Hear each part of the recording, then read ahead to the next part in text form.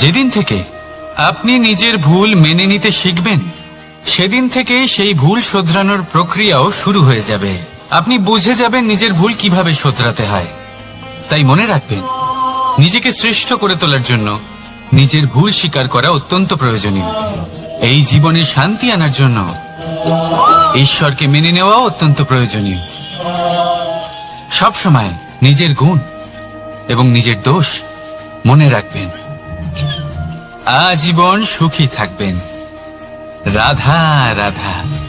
আমরা সবসময় চাই যে এই সংসার আমাদের জ্ঞানী বলবে, বুদ্ধিমান বলবে, বুঝদার বলবে, কিন্তু মূর্খ মূর্খ যেন কেউ না বলে।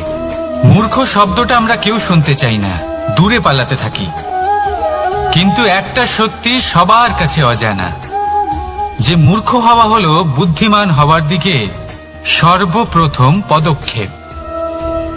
আপনি যত খুশি দিগ্গজ জ্ঞানী মানুষদের সাথে আলাপ করুন, যত ইচ্ছে কথা বলুন, যতই জ্ঞানের কথা আলোচনা করুন, অভিজ্ঞতা মূর্খ হবার পরেই পাওয়া যায়, তাই নয় কি? মূর্খ হবার পরে আপনি এটা বুঝতে পারবেন যে কি করা উচিত নয়। জ্ঞানী ব্যক্তি আপনাকে এটা বলবেন যে কি করা উচিত। আর এই সংসারে কি করা উচিত তার থেকেও অনেক বড় জ্ঞান হলো কি করা উচিত নয়। সেই জন্য সব সময় মনে রাখবেন, আপনার করা কিছু ভুল আপনাকে যদি কেউ মূর্খ বানিয়ে থাকে, ছল চাতুরি করে থাকে, তাহলে কোনো ব্যাপার নয়। এটা শেষ পর্যন্ত আপনাকে আরো বুদ্ধিমান করে তুলবে। এই মুহূর্তে ধন্যাত্মক থাকুন। এই সংসার আপনাকে অবশ্যই জ্ঞানী বলবে। রাধা রাধা। আপনি কি কখনো একজন মালিকে একটা বাগানের যত্ন নিতে দেখেছেন? যদি কখনো একটা গাছে উই ধরে যায়, মালি তখন শুধু সেই গাছের নয়, সমস্ত বাগানের চিকিৎসা করায়।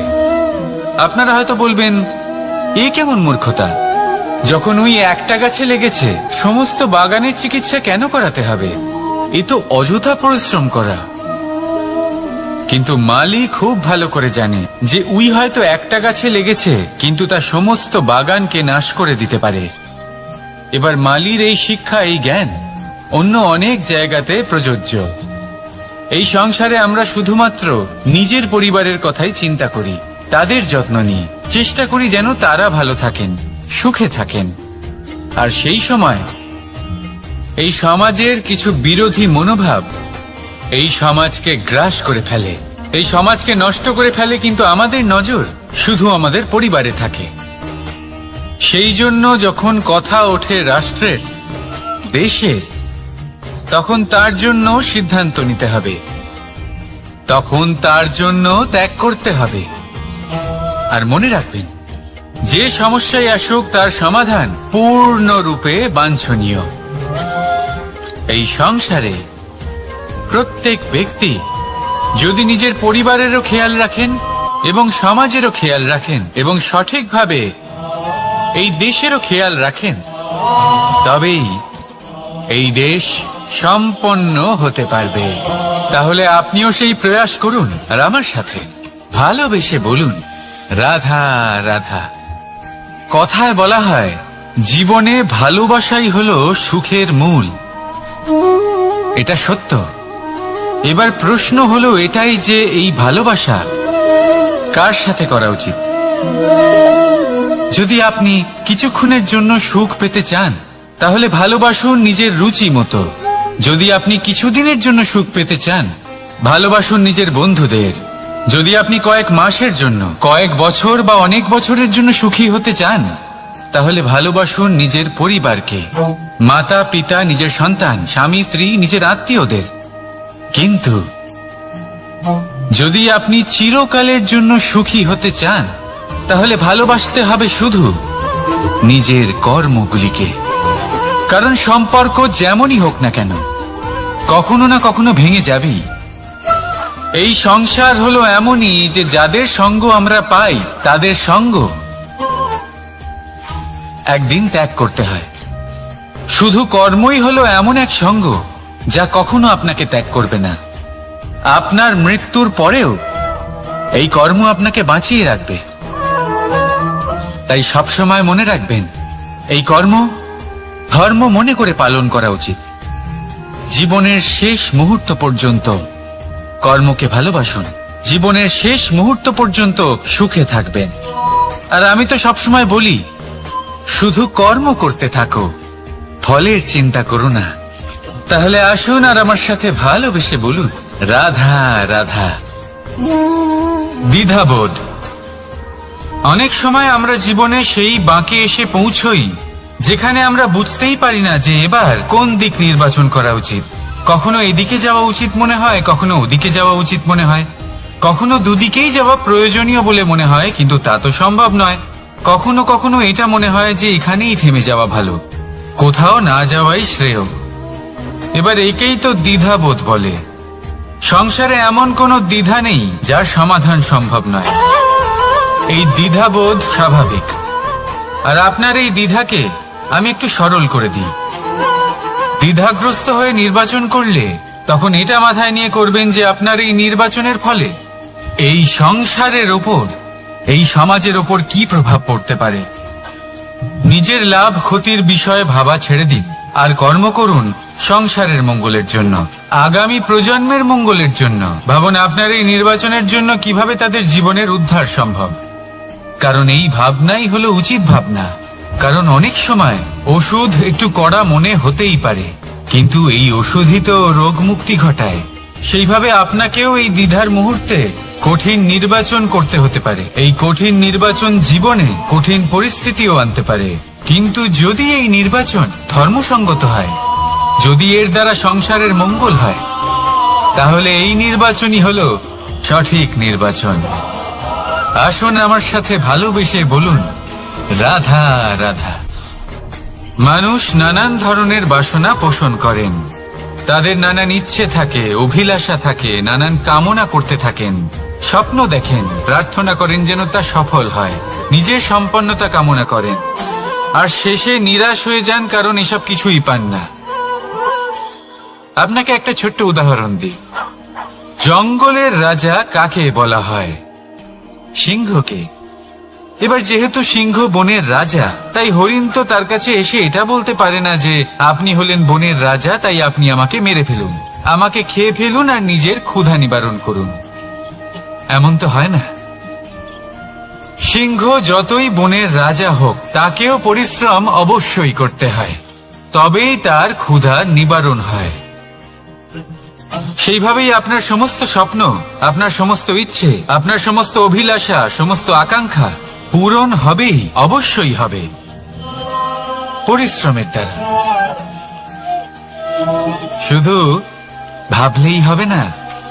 তাহলে আপনিও জীবনে পরিশ্রম করুন, নিজের সমস্ত স্বপ্ন পূরণ করুন, আর আমার সাথে ভালোবেসে বলুন, রাধা রাধা।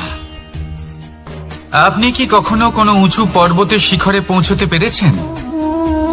যদি পৌঁছে থাকেন বা যদি আপনি কোনো উঁচু পর্বতের শিখরে যান, তাহলে ভালো করে দেখবেন, আপনি যত উঁচুতে অগ্রসর হতে থাকবেন, আস্তে আস্তে সমস্ত বনস্পতি বিলুপ্ত হতে থাকে। তারপরে সমস্ত গাছপালা, পশু পাখি সব বিলুপ্ত হতে থাকে। শেষ পর্যন্ত সেই শিখরে থেকে যায় শুধুমাত্র শান্তি, নীরবতা। আমাদের মানুষের সাথেও এটাই হয়। মানুষ যখন আত্মবিকাশের পথে অগ্রসর হতে থাকে এবং নিজের জীবনের শিখরে পৌঁছতে চায়, তখন তার একা থাকা অত্যন্ত প্রয়োজনীয় হয়। আর তাকে তখন ত্যাগ করতে হয় নিজের সুখ স্বাচ্ছন্দ্য, নিজের সম্পত্তি, নিজের সমৃদ্ধি, নিজের সৌন্দর্য। দেখুন, জীবনের শিখরে পৌঁছনো একেবারেই সহজ কাজ নয়। এ হলো অত্যন্ত দুর্গম এক পথ। কিন্তু যদি আপনি সেখানে পৌঁছতে চান, তাহলে আপনাকে ত্যাগের প্রবৃত্তি জাগিয়ে তুলতে হবে। ত্যাগ কি সেটা জানতে হবে, কারণ ত্যাগের ফলেই মনে শান্তি আসে, আর সেই শান্তির ফলে মনে উৎপন্ন হয় প্রেম। আর এই প্রেমই হলো জীবনের অন্তিম লক্ষ্য। তাহলে আসুন আমার সাথে ভালোবেসে বলুন, রাধা রাধা। মানুষ বলেন প্রেমে অনেক শক্তি আছে, আর এটা সত্যিও বটে। প্রেমে এতটাই শক্তি থাকে যে শত্রুতার বড় বড় স্তম্ভকেও এত সহজে ফেলে দিতে পারে। কিন্তু আপনি দেখে থাকবেন, যারা অধিক শক্তিশালী হন তারা দুই ধার সম্পন্ন তরোয়ালের মতো হন। কারণ এই প্রেম যদি আচরণে থাকে, মনে থাকে, বিচার বুদ্ধিতে থাকে, তাহলে তা শুভ হয়। এই প্রেম সৃজন করে। কিন্তু প্রেম যদি ব্যবসার অঙ্গ হয়, যদি এই প্রেমের ব্যবহার নিজের স্বার্থ, নিজের অহংকারের জন্য করা হয়, তাহলে তা সংসারের বিনাশ ঘটাতে পারে। রাধা প্রেমের ব্যবহার করেছে শাম্বের কারণে, আর শাম্ব সেই প্রেমের ব্যবহার করেছে নিজের অহংকার, নিজের স্বার্থ সিদ্ধির জন্য। শেষ পর্যন্ত ক্ষতি শাম্বের হলো না, হলো প্রেমের। তাই মনের মধ্যে প্রেম ভাব অবশ্যই রাখুন, নিজের আচরণেও প্রেম ভাব বজায় রাখুন, কিন্তু সতর্কও থাকবেন আপনার এই প্রেম একে নিয়ে কেউ ব্যবসা না করে ফেলেন। আসুন আর এই ভালোবাসার সাথেই বলুন রাধা রাধা। ফলটা দেখছেন আপনি? এটা সেই ফল যেটা গাছের সবচেয়ে উঁচু ডালে পাওয়া যায়, কিন্তু যখন এটা খসে পড়ে তখন এটা আকাশের দিকে যায় না যা ওপরে আছে, সে যায় সেই ভূমির দিকে যে নিচ থেকে তার দিকে তাকিয়ে থাকে। কেন? কারণ এই ফলের নিজের উচ্চতার ধারণা মাটির থেকে নিজের দূরত্ব দেখে হয়। এই ব্যাপারটাই আমাদের মানুষের জন্যও খাটে।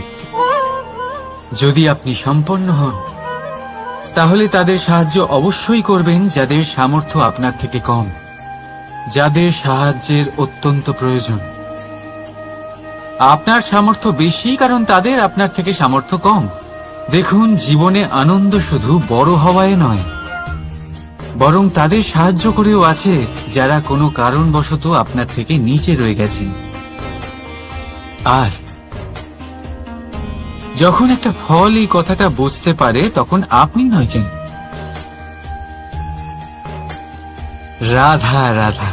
সময় বড়ই বিচিত্র অনুভব দেয়। যখন অপেক্ষা করছেন তখন অনেক লম্বা হয়ে যায়। প্রতিটা মুহূর্ত একটা গোটা দিনের মতো মনে হয়। ঠিক সেইভাবেই যদি কোথাও যেতে দেরি হয়, তখন সময় দৌড়তে থাকে, প্রসন্নতায় বয়ে যায় আর নিরাশায় থমকে যায়। আপনদের সাথে থাকলে সময়ের খেয়ালই থাকে না, শত্রুদের সাথে থাকলে সেই সময়ই খারাপ হয়ে যায়। কিন্তু এটাই কি সত্যি বাস্তব? না, সময় তো সময়ই হয়, নিজের গতিতেই চলে সে। শুধু সেই গতির আভাস আমাদের মানসিক অবস্থা অনুযায়ী বদলে যেতে থাকে। তাই এই সমস্যা সময়ের নয়, আমাদের মানসিকতা। তাই নিজেকে খুশি রাখুন, অন্যদেরও খুশি রাখুন। আগের সমস্ত ঘটনা ভুলে যান আর একটা উজ্জ্বল ভবিষ্যতের দিকে অগ্রসর হন। সময় সবসময় ভালোই লাগবে। প্রেম করুন সবার সাথে, সময় সবসময় সুখেই কাটবে। রাধা রাধা। অগ্নি জীবনে খুব মহত্বপূর্ণ হয়। এই অগ্নি উজ্জ্বলতা হয়ে আমাদের জীবিত রাখে।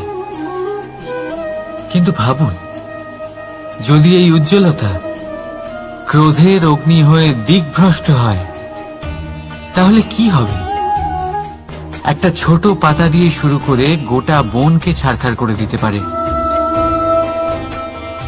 ঠিক সেরকমই মানুষের ক্রোধের আগুনও অন্যদের তো ভস্ম করেই, কিন্তু তার পূর্বে স্বয়ং নিজেকেই ভস্ম করে দেয়। তাহলে কি করা যায়? কি করে নিয়ন্ত্রণ করা যায় তাকে? উত্তর হলো, তাতে জল ঢেলে দিয়ে, জলের মতো বইতে দিনে কি।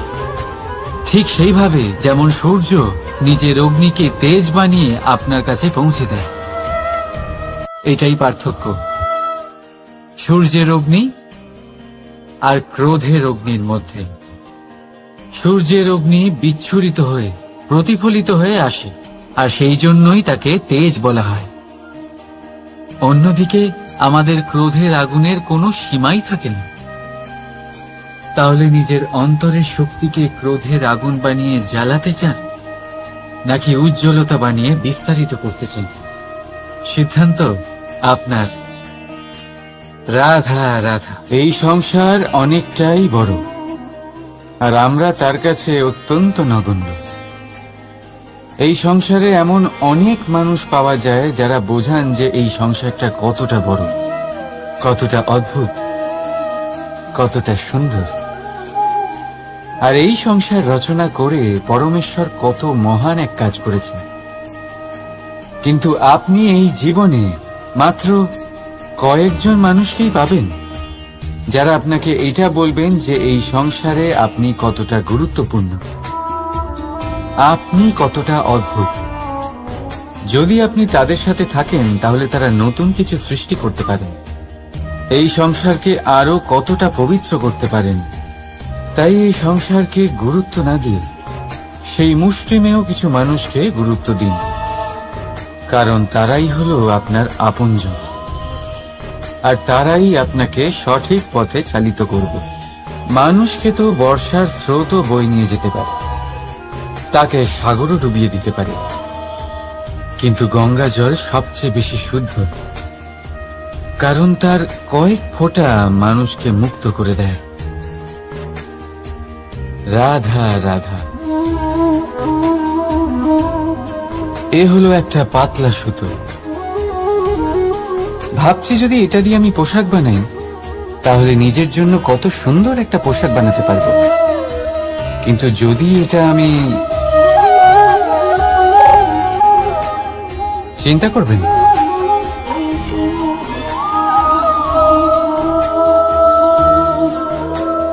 দেখুন এই সুতো জোড়া লেগে গেল। শুধু পার্থক্য হচ্ছে এটাই যে আগের মতো এটা আর সরল নেই, আর এটার দৈর্ঘ্য আগের থেকে কিছুটা কমে গেছে। এই সংসারে প্রেমের সাথেও ঠিক এটাই হতে পারে। প্রেমের এই সুতো যা দুই মানুষকে একসাথে বেঁধে রাখবে। অহংকার আর স্বার্থের আঘাত সে সহ্য করতে পারে না, ছিঁড়ে যায়।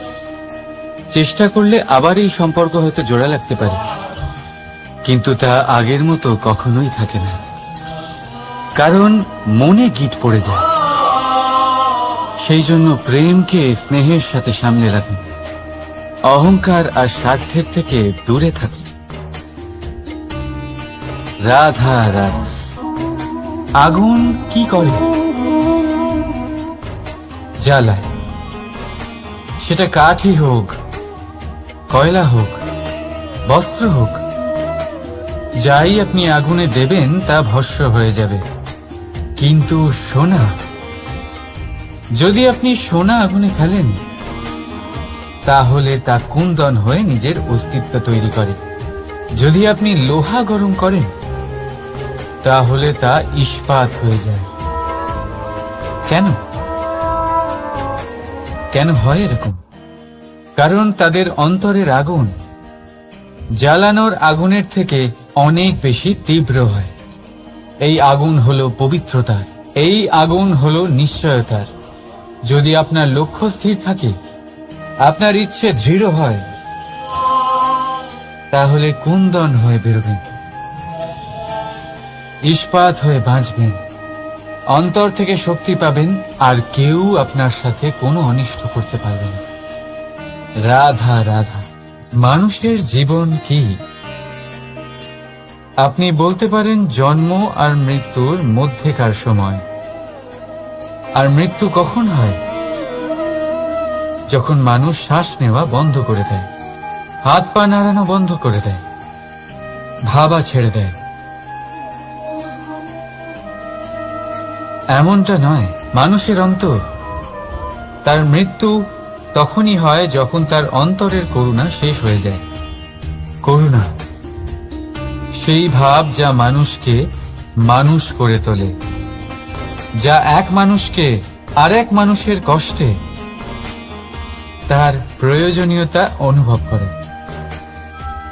আর সেটাই তাকে শক্তি দেয় অন্য কাউকে সহায়তা করার জন্য, তাকে পাত্র করে এই সৃষ্টির নিয়ন্তা হবার জন্য। দেখুন, এই সংসারে মৃত্যু কেবলমাত্র একবারই হয়, তাই তার আগে কেন মরব? এই করুণাকে কেন মারব? নিজের মনুষ্যত্ব বজায় রাখুন, মৃত্যুর পরেও আপনি জীবিত থাকবেন। রাধা রাধা। এটা হলো সূচ, আর এটা হলো তলোয়ার। এবারে আপনারা বলুন, আপনাদের দৃষ্টিকোণ থেকে এই দুই বস্তুর মধ্যে কোনটা বেশি শক্তিশালী আর গুরুত্বপূর্ণ হতে পারে? আপনি বলবেন তলোয়ারই সবচেয়ে শক্তিশালী বা গুরুত্বপূর্ণ। আচ্ছা, মানলাম যে তলোয়ার বেশি ভারী হয়। তলোয়ার আপনাকে যুদ্ধে বিজয়ী করে, যুদ্ধে শত্রুর বিনাশ করে, কিন্তু তলোয়ার দিয়ে আপনি কখনো আপনার বস্ত্র সেলাই করতে পারবেন না। যদি আপনার পায়ে কাঁটা ফুটে যায়, তা আপনি তলোয়ার দিয়ে বের করতে পারবেন না। আপনাকে সূচের ব্যবহার করতেই হবে। এবারে বলুন, তলোয়ার পেয়ে যাওয়ার পরে এইভাবে সূচকে হারিয়ে ফেলা কি ঠিক হবে?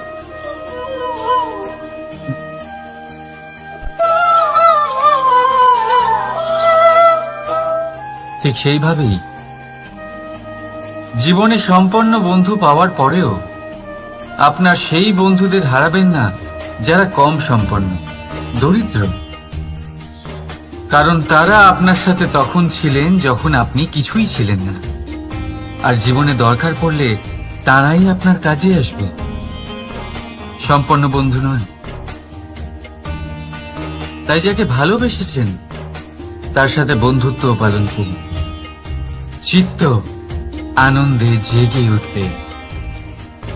রাধা রাধা। পঞ্চমহাভূত জীবন রচনায় এর অবদান অনস্বীকার্য। এই পঞ্চমহাভূত আসলে কি? জল, বায়ু, অগ্নি, মাটি আর আকাশ।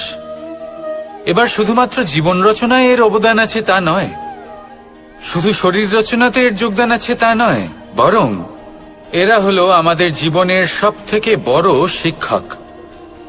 এবার আপনারা সকলে চমকে যাবেন, হয়তো আপনারা এই দৃষ্টিভঙ্গি দিয়ে কখনো দেখেননি।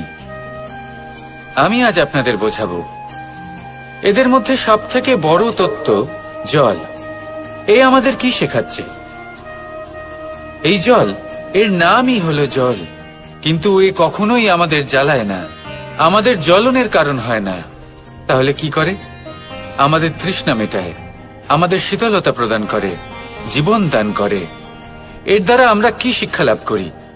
যে আপনার উৎপত্তি যেখান থেকেই হোক না কেন, আপনি যেখানেই জন্মগ্রহণ করুন না কেন, আপনার কর্ম সর্বদা শ্রেষ্ঠ হওয়া উচিত।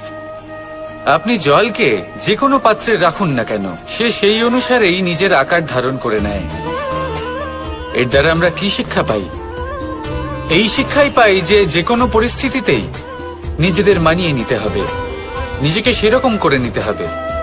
যে দেশেই থাকি না কেন, যে স্থানেই থাকি না কেন, যে পরিস্থিতিতেই থাকি না কেন, যে ব্যক্তির সাথেই থাকি না কেন, আমাদের সুখময় হয়ে জীবন অতিবাহিত করা উচিত। দেখুন, আমাদের কত বড় একটা শিক্ষা দিল এই জল, যা আমরা কোনোদিন দেখতেই পাইনি। নিজেকে জলের মতোই করে তুলুন, সুখের ধারায় স্বাচ্ছন্দ্যে প্রবাহমান হতে থাকবেন আপনি। নিজের আকারকে ভেঙে ফেলুন, নিজের সীমা লঙ্ঘন করুন। আপনি অবশ্যই একদিন মহানুভবতা অনুভব করবেন। তাহলে আসুন আর আমার সাথে ভালোবেসে বলুন, রাধা রাধা। জীবনের পঞ্চমহাভূতের দ্বিতীয় তত্ত্ব হল মাটি, ভূমি, ধরা, যে ধারণ করে, যা আমাদের সকলকে ধারণ করে, ভালো হোক বা মন্দ, নিজের কর্তব্য পালন করে। আর এটাই শিক্ষা আমাদের জন্য। আমাদেরকেও আমাদের সকল কর্তব্য পালন করতে হবে, তা সে আমাদের নিজেদের প্রতি হোক, আমাদের পরিবারের প্রতি হোক, সমাজের প্রতি হোক বা ঈশ্বরের প্রতি। এই শিক্ষা আমাদের মাটি দিয়ে থাকে, এ আমাদের পদতলে পিষ্ট হয়েও তার বদলে আমাদের বনস্পতি প্রদান করে। অগ্রসর হতে পদক্ষেপ নেওয়ার সময় আমরা পা দিয়েই ধরিত্রীকে পিছনে ঠেলি, কিন্তু এই মাটি আমাদের ঘৃণা করে না।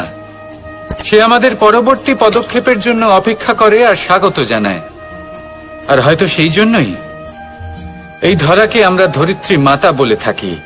আর তাই এই পদবি, এই সম্মান, এই ভালোবাসা এর আকার বা এর ভারের জন্য একে প্রদান করা হয় না, প্রদান করা হয় এর স্বভাবের কারণে।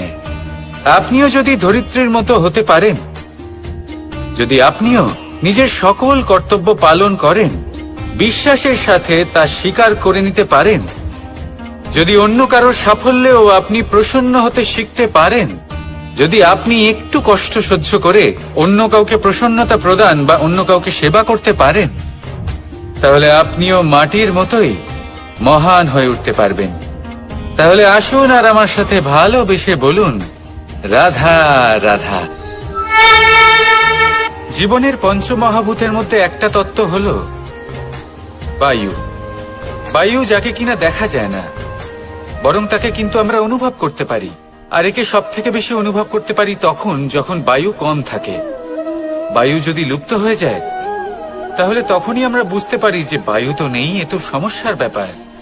এবার এই বায়ু দ্বারা আমরা কি শিক্ষা পাই? এই বায়ু আমাদের এই শিক্ষা দেয় যে আমাদের কখনোই অহংকার করা উচিত নয়। আমরা সকলেই কখনো না কখনো চাই যে আমাদের শ্রেষ্ঠতা, আমাদের যোগ্যতা, আমাদের মাহাত্ম্য এই সংসার বুঝতে পারুক। আর নিজের মাহাত্ম্য প্রমাণ করার জন্য শক্তি দেখানোর কোনো প্রয়োজন নেই। কারণ যখন কোনো ব্যক্তি, এই সমাজ, এই সংসার আপনাকে নিজের থেকে দূরে করে দেবে, আপনার থেকে দূরে চলে যাবে, তখন আপনার মাহাত্ম্য কি তার আভাস সে নিজে থেকেই অবশ্যই পেয়ে যাবে। আপনার কিছুই করার প্রয়োজন নেই। বায়ুর মতো হয়ে উঠুন, বায়ু যার কিনা কোনো ভার নেই। কিন্তু যখন সময় আসে, যখন সে তুফানের রূপ নেয়, তখন অত্যন্ত বড় বড় বিধ্বংসী কাজ সে করে ফেলে। আর তখন এর শক্তির কোনো তুলনাই হয় না। বায়ু যে নিজের সঞ্চালন দ্বারা পৃথিবীকে প্রাণ দেয়, নিজের পরিবহন দ্বারা এই মেঘ সৃষ্টি করে, এই ধরিত্রীর তৃষ্ণা নিবারণ করে। বায়ুর মতো যদি আপনি হয়ে উঠতে পারেন, তাহলে হালকা হয়ে যাবেন, ওপরে উঠতে পারবেন এই সংসার, এই ভৌতিকতা, এই মোহ মায়া থেকে। আর তখন আপনি বুঝতে পারবেন যে প্রেম কাকে বলে। তখন আপনি বুঝবেন যে দান করাই হলো জীবন। তাহলে আসুন আর আমার সাথে ভালোবেসে বলুন, রাধা রাধা। জীবনের পঞ্চমহাভূতের মধ্যে একটা তত্ত্ব হলো আকাশ। আকাশ যা কিনা নিরাকার, যার কোনো আকার নেই। আকাশ যা হলো অনন্ত। আর আমাদের সবসময় মনে হয় যে এই আকাশ আমাদের সাথে জড়িয়ে রয়েছে। কেন? এবার এই আকাশ আমাদের জন্য কি না করে। আকাশ আমাদের ওড়বার স্বাধীনতা দেয়। আকাশ মেঘকে ধারণ করে যাতে আমাদের তৃষ্ণা মিটতে পারে। এই আকাশ সূর্য এবং চন্দ্রকে তার যথাস্থান দেয়, যাতে আমরা প্রকাশও পেতে পারি, আবার অন্ধকারও, যাতে আমাদের জীবনে সামঞ্জস্য বজায় থাকে। আকাশের থেকে অনেক কিছুই শেখার রয়েছে।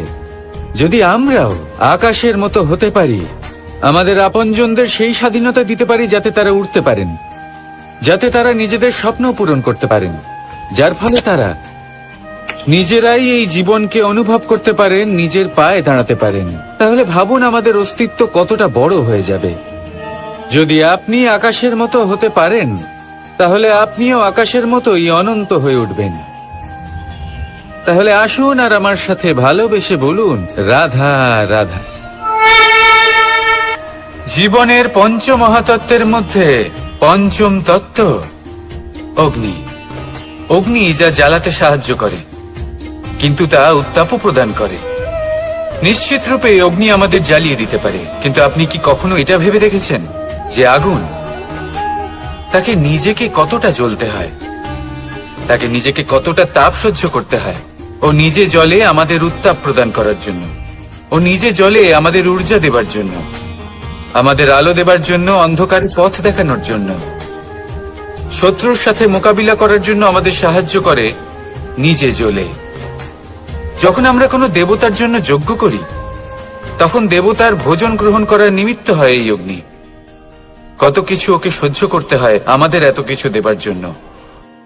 আপনিও আগুনের মতো হয়ে উঠুন, নিজে কষ্ট সহ্য করুন অন্যকে সাহায্য করার জন্য, তাদের জীবন উদ্ধার করার জন্য, নিজের প্রিয়জনের জন্য, নিজের পরিবারের জন্য, নিজের মাতা পিতার জন্য, এই সমাজের জন্য। নিজে কষ্ট সহ্য করুন, প্রকাশের কেন্দ্রবিন্দু হয়ে উঠুন, আর সকলকে পথ প্রদর্শন করুন, সবাইকে পথ দেখান। যেদিন আপনি আগুনের মতো হয়ে উঠবেন সেই দিন ঠিক যেমন অগ্নিকে পুজো করা হয়, আপনিও সেইভাবে পূজনীয় হয়ে উঠবেন। যেমন সকল শুভকর্মে, সকল যজ্ঞে, সকল পুজোতে অগ্নিকে স্মরণ করা হয়, সেইভাবেই সকল শুভকর্মে আপনাকেও স্মরণ করা হবে। আর যেদিন আপনি এরকম হয়ে উঠবেন সেই দিন জীবনের বাস্তব মর্ম কি আপনি তা বুঝতে পারবেন। তাহলে আসুন আর আমার সাথে ভালোবেসে বলুন, রাধা রাধা। পঞ্চমহাতত্ত্ব, পঞ্চমহাভূত, এদের বিষয়ে আমি আপনাদের সবকিছুই বলে দিয়েছি। কেন? এরা আমাদের জীবনের সব থেকে বড় শিক্ষক। আর এদের থেকে আমরা কি শিক্ষা পাই? নিশ্চিত রূপে এই পঞ্চমহাতত্ত্ব আমাদের দেহের নির্মাণ করে, কিন্তু একটা ষষ্ঠ মহাতত্ত্ব রয়েছে, এমন এক তত্ত্ব যার না কোনো ভার আছে না কোনো পরিমাণ আছে, কিন্তু তা হলো অত্যন্ত গুরুত্বপূর্ণ, ভাবনা। কেউ একে আত্মা বলে, কেউ একে বিবেক বলে, কেউ একে প্রাণ বলে, আর কেউ বলে চেতনা। এবার এই চেতনা যখন পঞ্চমহাতত্ত্বের সাথে জুড়ে যায়, এক হয়ে যায়, তখন মানুষের জীবনের নির্মাণ হয়। এবার আপনার দেহের নির্মাণ জন্ম থেকেই পঞ্চমহাতত্ত্ব করে দেয়, কিন্তু এই ভাবনা, এই চেতনা, একে আপনি নিজেই এগিয়ে নিয়ে যেতে পারেন। একে দিশা দেখাতে হবে, এর বিকাশ আপনাকেই করতে হবে। কিভাবে তা আপনার উপর নির্ভর করছে। আপনি এর সদ্ব্যবহারও করতে পারেন, দুর্ব্যবহারও করতে পারেন। এমন এক দিশা দিতে পারেন, এমন সদ্ব্যবহার করতে পারেন যে আপনি নিজেই কোনোদিন ভগবত গীতার জ্ঞান দিলেন। এমন দুর্ব্যবহার করতে পারেন, এমন দিশাও দিতে পারেন যে আপনি হয়তো শকুনের মতোই মহাভারত রচনা করলেন। এই চয়ন আপনারই। শুধু এই চেতনার শুদ্ধতার দিকে বিশেষ নজর রাখতে হবে। যদি এই চেতনা শুদ্ধ হয় তাহলে প্রেম থাকবে, আর যদি এই চেতনা অশুদ্ধ হয় তাহলে বিদ্বেষ হবে। আর আমার মতে সুখ এবং শান্তি প্রেমের দ্বারাই লাভ হবে, বিদ্বেষ দ্বারা নয়। তাহলে আসুন আর আমার সাথে ভালোবেসে বলুন, রাধা রাধা।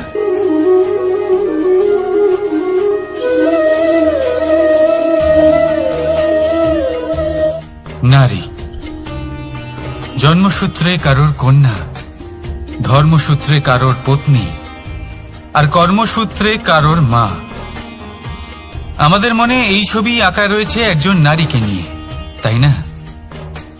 একটা অতুলনীয় ভূমিকা রয়েছে নারীদের আমাদের জীবনে, আর নারী ছাড়া আমরা কিছুই নই।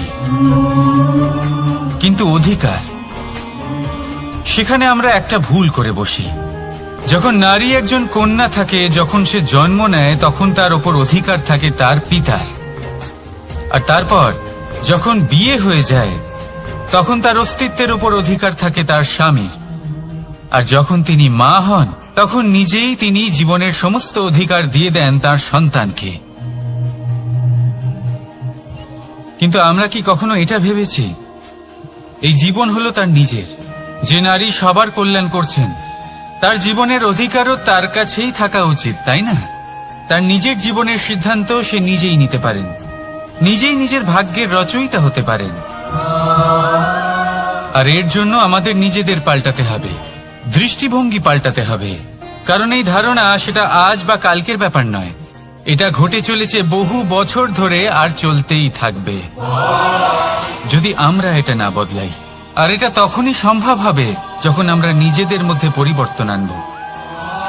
তাই আজকের পর থেকে, এই মুহূর্ত থেকে, কোনো নারীর ওপর অকারণ অধিকার স্থাপনের আগে সহস্র বার ভেবে দেখবেন, কারণ যখন নারী নিজের অধিকার কেড়ে নিতে বাধ্য হবেন, তখন শুধু এবং শুধুমাত্র বিনাশই ঘটবে। রাধা রাধা।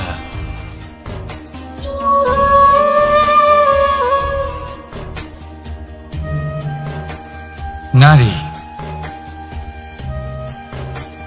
পুরুষরা যাকে নাম দিয়েছেন ত্রিয়া, কেন দিয়েছেন, কে দিয়েছেন, কেউ তা জানে না। কথায় আছে, পুরুষরা ভাবেন যে ত্রিয়া, ভাবেন একরকম, বলেন অন্য কিছু, আর করেন অন্য কিছুই। কিন্তু সত্যিটা কি এটাই? আসল সত্যি হলো এটাই যে ত্রিয়া হলো সেই চরিত্রহীন পুরুষ, আর কেউ নয়। সেই পুরুষ যারা নারীকে বলেন যে আপনি হলেন মা, আপনি হলেন দেবী, আপনি হলেন বোন। আর ভাবেন কি? ভাবেন যে এই নারী হলো আমাদের পায়ের ধুলো, আর কিচ্ছু নয়। আর কি করেন? ওনাদের মাথায়, ওনাদের খোপায় মালা পরিয়ে দিয়ে ভাবেন যে ওনারা হলেন তাদের পায়ের ধুলোর সমান। একজন নারীর সম্মান ভঙ্গ করেন, তাদের দাসী মনে করেন। ভুলবেন না, যত্র নারী আস্ত পূজ্যন্তে রমন্তে তত্র দেবতা। অর্থাৎ যেখানে নারীকে পুজো করা হয়, সেখানে ঈশ্বর বাস করেন। আর যেখানে নারীকে অপমান করা হয়, সেখানে ঈশ্বর এবং ভাগ্য এই দুই রুষ্ট হয়। মনে রাখবেন, যদি নারী কল্যাণকারী হতে পারেন, তাহলে নারী মহাচণ্ডী রূপও ধারণ করতে পারেন। যদি একজন নারী মাতা হয়ে জন্মদান করতে পারেন, তাহলে নারী মৃত্যু হয়ে বিনাশও করতে পারেন। যেখানে নারী অপমানিত হবেন, সেখানে মহান ভারতও মহাভারতের পথে অগ্রসর হতে পারে। তাই মনে রাখবেন, নারীর অপমান যেন কখনোই না ঘটে। আর যদি কোথাও নারীর অপমান হয়, তার অর্থ হলো আপনার বিনাশ আপনার দিকেই আসছে। আর এটা হলো তার প্রথম পদক্ষেপের প্রথম পদধ্বনি। রাধা রাধা। যদি সন্তান কোনো দুষ্কর্ম করে, তাহলে সেই অপরাধ শুধু কি সেই সন্তানের? না, যদি সন্তান দুষ্কর্ম করে, তাহলে অপরাধী তার মাতা পিতাও, যারা পুত্রমোহর কারণে সেই অনুচিত কাজে তাকে বাধা দেননি। অপরাধী হলেন তার পিতামহ, যিনি নিজের কর্তব্যবোধের কারণে নিজের পরিবারের যত্ন নেননি, যিনি সন্তানকে কখনো শাস্তি দেননি। অপরাধী হলেন তার সেই গুরুও, যিনি নিজের শিষ্যের সেই দুষ্কর্ম দেখেও তাকে প্রতিহত করতে পারেননি। একজন হবু রাজার কর্তব্য হলো নিজের প্রজার কাছে সে যেন এক উদাহরণ প্রস্তুত করতে পারে। কিন্তু যদি এত অনুচিত উদাহরণ প্রস্তুত হয়ে থাকে, তাহলে মা বাবার, বাড়ির বয়োজ্যেষ্ঠদের কর্তব্য হলো ওনারা যেন সেটা সেখানেই থামান। হয় ভালোবেসে, নয়তো শাস্তি দিয়ে। যদি না থামানো হয়, তাহলে মহাভারত অবশ্যম্ভাবী। অনেক ব্যক্তির মনে একটা প্রশ্ন জাগে আমাকে আর রাধাকে নিয়ে। বলেন যে, না আমি আর রাধা একসাথে থাকি, না আমাদের বিয়ে হয়েছে। আমি এখানে দ্বারকাতে, ও ওখানে বর্ষণাতে, তাও এত ভালোবাসা কি করে? এ কেমন সম্পর্ক? আমি তাদের একটা সহজ কথা বলতে চাই। আপনি কখনো আয়নার দিকে দেখেছেন? নিজের দুই চোখের দিকে তাকিয়ে জিজ্ঞাসা করুন, এই দুই চোখ একসাথে কেন বন্ধ হয়, একসাথে কেন খোলে, একসাথে কেন ঘুমোয়, একসাথে কেন কাঁদে? আজীবন কোনো এক মানুষের সাথে সম্পর্ক রাখা অবশ্যই সম্ভব, তাদের সাথে দেখা না করে। আমার আর রাধার ভালোবাসাও কিছুটা এরকমই, আর কিছুটা এরকমই হয় ভালোবাসা দুই নয়নের মতো, যারা কখনোই মিলিত হবে না, কিন্তু চিরকালের জন্য একসাথে জুড়ে থাকবে। এই অনুভূতি নিঃস্বার্থ হয়, আর এই নিঃস্বার্থ ভালোবাসা আপনাকে আনন্দের পথে অগ্রসর করে। জীবনে সবসময় নিঃস্বার্থভাবে ভালোবাসুন, শুধুমাত্র আনন্দই পাবেন। তাহলে আসুন আমার সাথে নিঃস্বার্থভাবে ভালোবেসে বলুন, রাধা রাধা। মানুষ, কোন ব্যক্তির নির্মাণ হয় কিভাবে?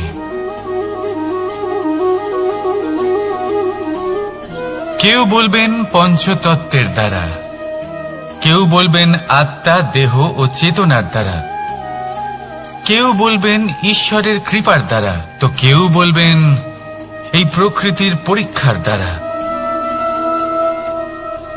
না, বন্ধুদের পাশে থাকার অনুভূতি আমাদের রোগ নিরাময়ে সাহায্য করে। কখনো যদি আমরা নিরাশ হয়ে পড়ি, তখন যদি আমাদের কোনো আপনজন আমাদের দুটো ভালো কথা বলে, তখন আমাদের মনোবল বেড়ে যায়। ঠিক তেমন সংসারের এই রঙ্গমঞ্চে যদি আপনি পীড়িত অনুভব করেন, কিছু শুভ কথা আলোচনা করুন, কিছু স্তুতি গান করুন, কিছু মুহূর্তের জন্য হলেও নিজের ইষ্টদেবের কথা স্মরণ করুন আর প্রার্থনা করুন। সাহস বাড়বে, শক্তিও বৃদ্ধি পাবে এবং সামনে এগিয়ে চলার পথও দেখতে পাবেন। তখন এই মন প্রসন্ন হয়ে বলবে, রাধা রাধা।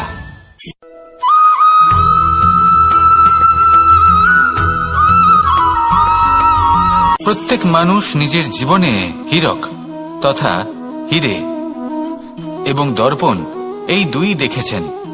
এই দুই হলো সাদা এবং এরা দুজনেই আলোর প্রতিফলন ঘটায় এবং এরা দুজনেই উজ্জ্বল হয়ে ওঠে। আপনি হয়তো মনে মনে ভাবছেন যে এটা কি ধরনের তুলনা করছি। একটা হীরে তো রত্ন, তার মূল্য দর্পণের থেকে অনেক গুণ বেশি। কিন্তু হীরে থাকাতে দর্পণের মূল্য কিন্তু কোনো অংশে কমে যায় না, তাই না? মানুষ যখন হীরে নিজের হাতে নেয় তখন সবার আগে কি খোঁজে?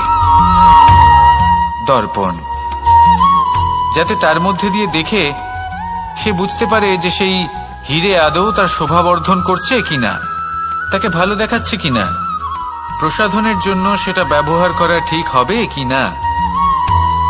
অর্থাৎ হীরের উপস্থিতিতে দর্পণের গুরুত্ব কম হলো না, দর্পণের কারণে হীরের মূল্য বোঝা গেল। আমাদের জীবনেও ঠিক এরকমই ঘটে। আপনারা যদি সংসারে নিজের আশেপাশে দেখেন, এমন অনেক মানুষ দেখতে পাবেন যারা নিজেদের ক্ষেত্রে মহান স্থানে পৌঁছেছেন, নিপুণ এবং শ্রেষ্ঠ হয়েছেন। আর তাদের মধ্যে আপনার নিজের মনে হয় যেন আপনি হলেন দর্পণ। নিজেকে ছোট মনে করবেন না। আপনার মূল্য কম হচ্ছে না, আপনার নিজস্ব মূল্য আছে। আর যদি আপনার অস্তিত্ব না থাকে, তাহলে ওনাদের অস্তিত্বের মূল্য সংসার বুঝতেই পারবে না। জীবনে সবসময় চেষ্টা করবেন যাতে আপনি আরো বেশি শ্রেষ্ঠ হয়ে উঠতে পারেন। আপনি নিজে যে স্থানে আছেন সেটাকে ছোট মনে করবেন না, তারও নিজস্ব একটা মূল্য আছে। যদি আপনি হীরে হয়ে থাকেন তাহলে অহংকার করবেন না, যদি আপনি দর্পণ হয়ে থাকেন তাহলে নিজেকে ছোট মনে করবেন না। আসুন আর আমার সাথে ভালোবেসে বলুন, রাধা রাধা।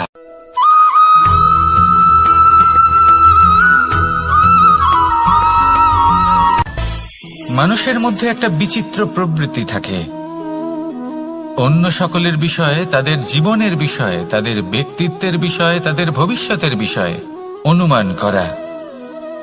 এটা হলো অনুচিত। কারোর অতীতকালকে দেখে লোকে ভবিষ্যৎ বলে দিতে পারেন, বর্তমানকে দেখে ভবিষ্যতের বিষয়ে অনুমান করে ফেলেন। উদাহরণ দিতে হলে বলবো, কোনো দাসকে দেখুন, ওকে দেখে লোকে বলে যে ওর ভবিষ্যৎ সেটাই হতে পারে, অনুমান করে ফেলেন।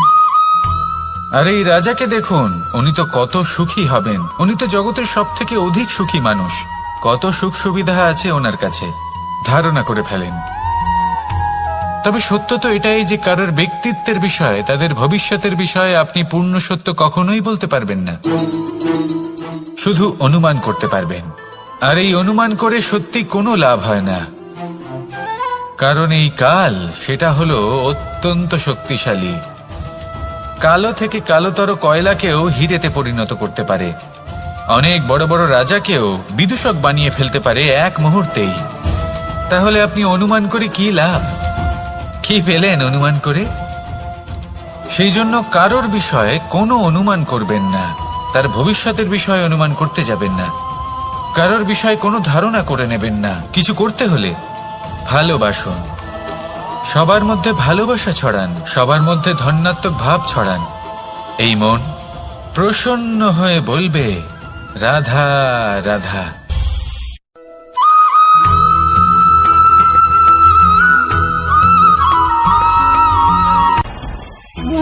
ভোজন। এবার ভোজন সংগ্রহ করার জন্য মানুষ কি না করেন, সবসময় চেষ্টা করতে থাকেন।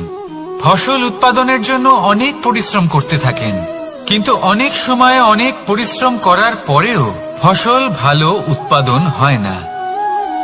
এর কারণ কি? কারণ হলো এটাই যে আপনি পরিশ্রম হয়তো অনেক করেছেন, কিন্তু আপনার নজর তো সেই বীজের দিকে ছিলই না যা আপনি রোপণ করেছেন। সেই জন্য সবসময় কোনো বীজ রোপণ করার আগে তাকে পরখ করে দেখুন, তা অত্যন্ত আবশ্যক। আর সেইভাবেই যখনই কোনো কর্মের প্রশ্ন আসে, তাহলে সেখানে শুধুমাত্র পরিশ্রম যথেষ্ট নয়, সেই কাজের প্রতি আপনার কর্তব্য কি, আপনার উদ্দেশ্য কি, সেটা জানা হলো অত্যন্ত গুরুত্বপূর্ণ। তাই কর্ম করুন, কিন্তু সেই কর্মের প্রতি আপনার যা উদ্দেশ্য তার মাহাত্ম্য বুঝতে চেষ্টা করুন। তাহলে আসুন আমার সাথে ভালোবেসে বলুন রাধা রাধা।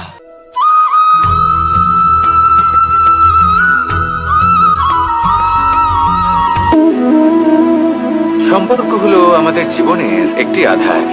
কিছু সম্পর্ক এমন যা আমরা জন্মসূত্রে লাভ করি, যেমন পরিবার, মা, বাবা। কিছু সম্পর্ক আছে যে আমরা জীবনে অর্জন করে থাকি, তা সে প্রেমের হোক, স্নেহের হোক বা বন্ধুত্বের। এই সকল সম্পর্ক লাভ করার বা গড়ে তোলার 5টি ধাপ রয়েছে। প্রথম ধাপ, কোনো ব্যক্তির সাথে আলাপ হওয়া, তার সাথে কথা বলা বা তাকে দেখা। দ্বিতীয় ধাপ, সে ব্যক্তিকে আমাদের ভালো লাগা। তৃতীয় ধাপ, আমাদের এটা চাইতে শুরু করা যে জীবনে এই ব্যক্তি যেন আমাদের বন্ধু হন, আমাদের জীবনে থাকেন, বা আমাদের কাউকে ভালোবেসে ফেলা। আর এটা আমাদের ভাবা বা চাওয়া যে সেই ব্যক্তি যেন আজীবন আমার সাথে থাকেন, আমার জীবনে আমার সাথী হয়ে। চতুর্থ ধাপ, লাভ করা। এবার এই ধাপটি অনেক মানুষের পক্ষেই খুবই সরল হয়, বড়ই সরল ভাবে নিজেদের সঙ্গীকে লাভ করে থাকেন। কিছু মানুষের জন্য এই ধাপ অত্যন্ত কঠিন হয়ে থাকে। অনেক প্রতিকূল পরিস্থিতির উপর জয়লাভ করে তারা সঙ্গীকে লাভ করেন, কিন্তু লাভ অবশ্যই করেন। এরপরে আসে পঞ্চম, অন্তিম এবং সব থেকে গুরুত্বপূর্ণ ধাপ। সেটা হলো সেই সম্পর্ক পালন করা। এটা হলো এমন এক বিষয় যা প্রত্যেক মানুষের শেখা উচিত। যদি ব্যক্তি নিজের জীবনে সম্পর্ক রক্ষা করতে শিখে যান, তবে প্রত্যেক সম্পর্ক তার জীবনকে স্বর্গ করে তুলবে। আসুন আর আমার সাথে ভালোবেসে বলুন রাধা রাধা।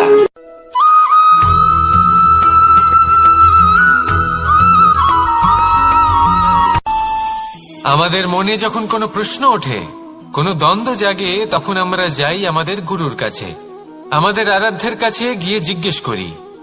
এইভাবেই একদিন আমি পৌঁছলাম আমার আরাধ্যের কাছে, আমার মহাদেবের কাছে, আর ওনাকে প্রশ্ন করলাম যে মহাদেব, জীবনে আনন্দ পাওয়ার, উৎসব পালনের, প্রেম ভাগ করে নেবার, জীবনকে উপভোগ করে নেওয়ার সর্বশ্রেষ্ঠ সময় কোনটা? মহাদেব হাসলেন আর উনি বললেন, জীবনে উৎসব পালনের সব থেকে শ্রেষ্ঠ দিন হল মৃত্যুর ঠিক আগের দিনটা। প্রেম ভাগ করে নেওয়ার সব থেকে শ্রেষ্ঠ মুহূর্ত হল মৃত্যুর ঠিক আগের মুহূর্ত। জীবনকে উপভোগ করে নেওয়ার সর্বশ্রেষ্ঠ প্রহর হল মৃত্যুর 1 প্রহর পূর্বে। তখন আমি চমকে গেলাম। আমি বললাম, কিন্তু মহাদেব, মৃত্যু তো অনিশ্চিত, আমরা জানিও না কবে আমাদের মৃত্যু হবে। মহাদেব আবার হাসলেন। উনি বললেন যে যদি আমরা এভাবে জীবন কাটাই যে আমরা জীবনের প্রত্যেক দিন, প্রত্যেক মুহূর্ত, প্রত্যেক প্রহর শেষ বলে মনে করি, তাহলে আমাদের সমস্ত জীবন আনন্দের সাথেই অতিবাহিত হবে। কি বলেন?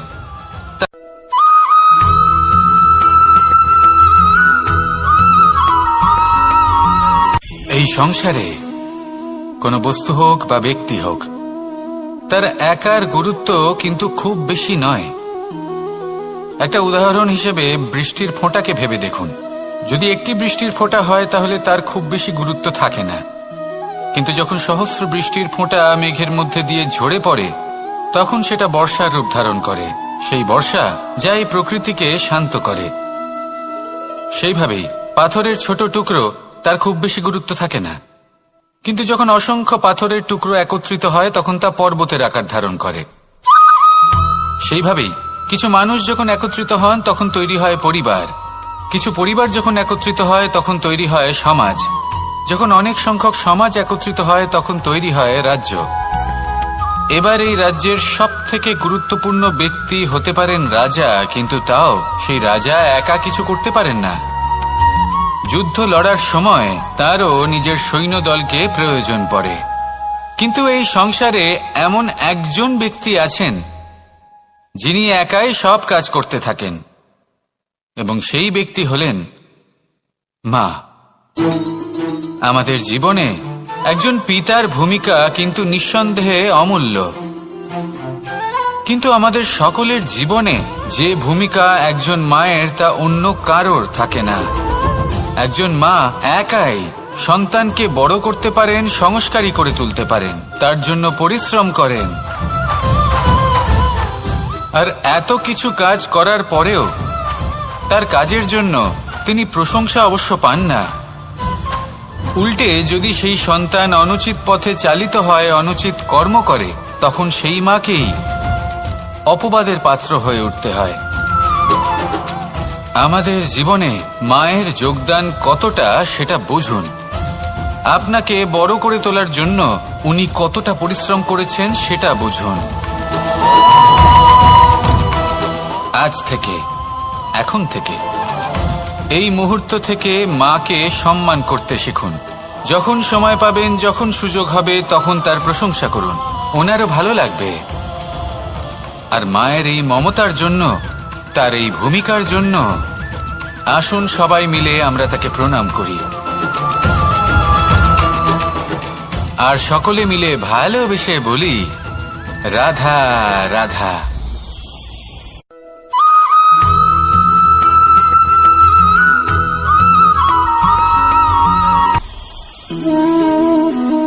শক্তি এক অত্যন্ত বিচিত্র বস্তু, বা বলতে পারেন অনুভূতি।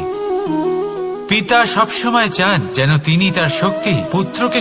আসুন আপনাকে সহজে বোঝাই। যদি আপনি সুপাত্র হন আর আপনাকে শক্তি দেওয়া হয়, তাহলে আপনি সেই শক্তির গুরুত্ব বুঝবেন, কোথায় সেই শক্তি প্রয়োগ করা উচিত সেটা বুঝবেন। আর এটা যেহেতু অর্জন করা শক্তি হবে, সেই শক্তির অপব্যবহার হবে না। কিন্তু যদি এই আপনি কুপাত্র হন আর যদি আপনাকে এই শক্তি দেওয়া হয়, তাহলে কি হবে? দেখতে গেলে এই শক্তি আপনি দান হিসেবে পেয়েছেন, তাই না আপনি এই শক্তির গুরুত্ব বুঝবেন, আর না এর প্রয়োগ আপনি জানবেন। তার অপব্যবহার হওয়া সুনিশ্চিত। তাই যদি আপনি কোনো শক্তি অর্জন করতে চান, তাহলে আগে তার যোগ্য হয়ে উঠুন। পুত্র নয়, পাত্র হয়ে উঠুন। আর আমার সাথে ভালোবেসে বলুন রাধা রাধা।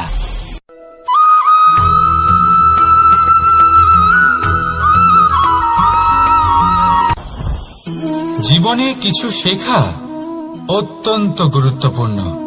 এবার কি কি শিখতে হবে সেই সব শেখানোর জন্য অনেক শিক্ষক রয়েছেন, কিন্তু কি শিখবেন না আর কি করবেন না, এটা আমাদের নিজের অভিজ্ঞতা দিয়ে শিখতে হয়।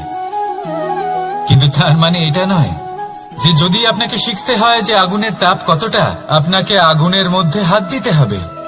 না, অন্য কারোর অভিজ্ঞতা দ্বারাও শিখতে পারেন। প্রশ্ন শুধুমাত্র একটাই যে আপনি কি শিখতে চান নাকি চান না। যদি আপনি এটাই ভাবেন যে আমি শুধুই নিজের অভিজ্ঞতা দ্বারাই শিখতে চাই, তাহলে জীবনকাল ছোট মনে হবে, অনেক কিছুই শিখতে পারবেন না। তাই নিজের সাথে সাথে বড়দের অভিজ্ঞতার দ্বারাও শেখা শুরু করে দিন। এই সংসারের অভিজ্ঞতা দ্বারা শিখতে শুরু করে দিন। আর এটা নিশ্চিত রূপে শেখা আবশ্যক যে কখন কি করবেন না, কোথায় থামতে হবে আর কোথায় থামবেন না। তাহলে আসুন আর আমার সাথে ভালোবেসে বলুন, রাধা রাধা।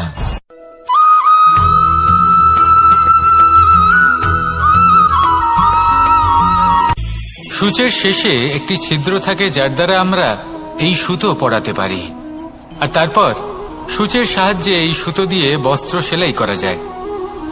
কিন্তু যদি সুতোটা সোজা করে ধরা না হয় তাহলে সূচে কখনো এই সুতো পরানোই সম্ভব নয়। যদি এতে কোনো গিঁট পড়ে তখন তা কখনোই এই ছিদ্র দ্বারা প্রবেশ করা সম্ভব নয়। ঠিক এইভাবেই যদি আপনি কারোর জীবনে প্রবেশ করতে চান, কারোর অন্তরে প্রবেশ করতে চান, তাহলে আপনাকেও সহজ থাকতে হবে।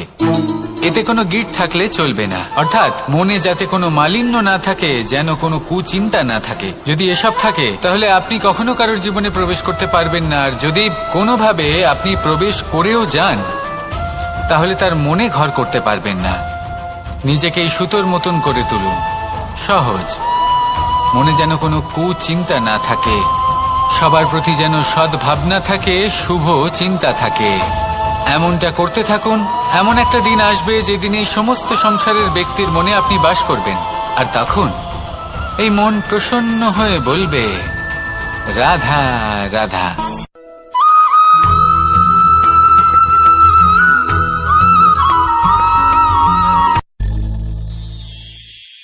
শিশিরের বিন্দু পাতার ওপর পড়ে আর তার গায়ে লেগে থাকে।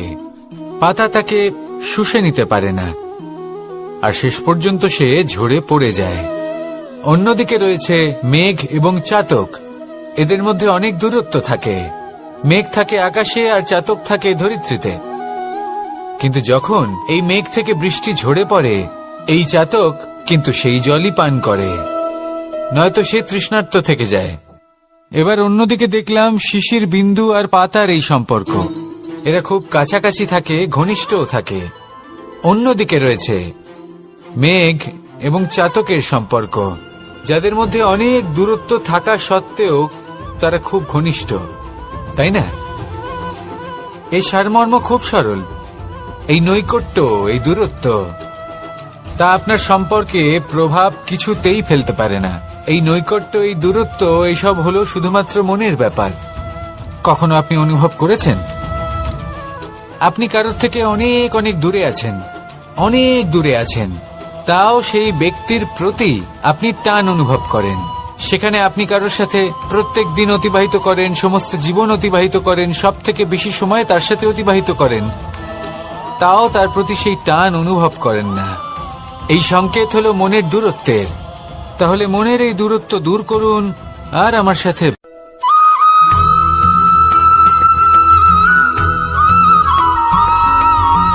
এই সংসারে সব থেকে বড় ব্যক্তি কে?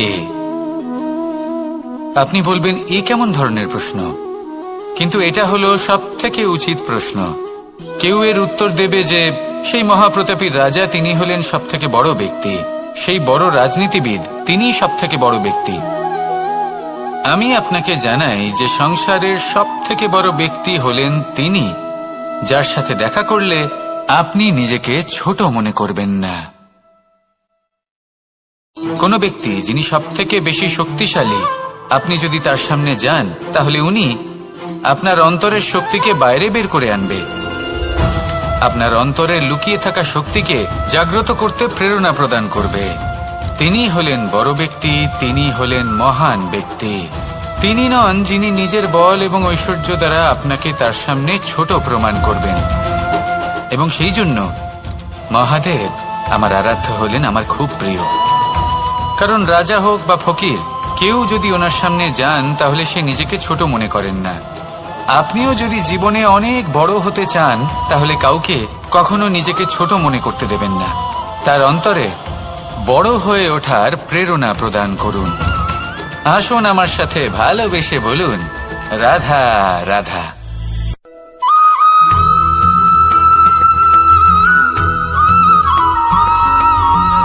যখন আমরা কোনো বনে প্রবেশ করি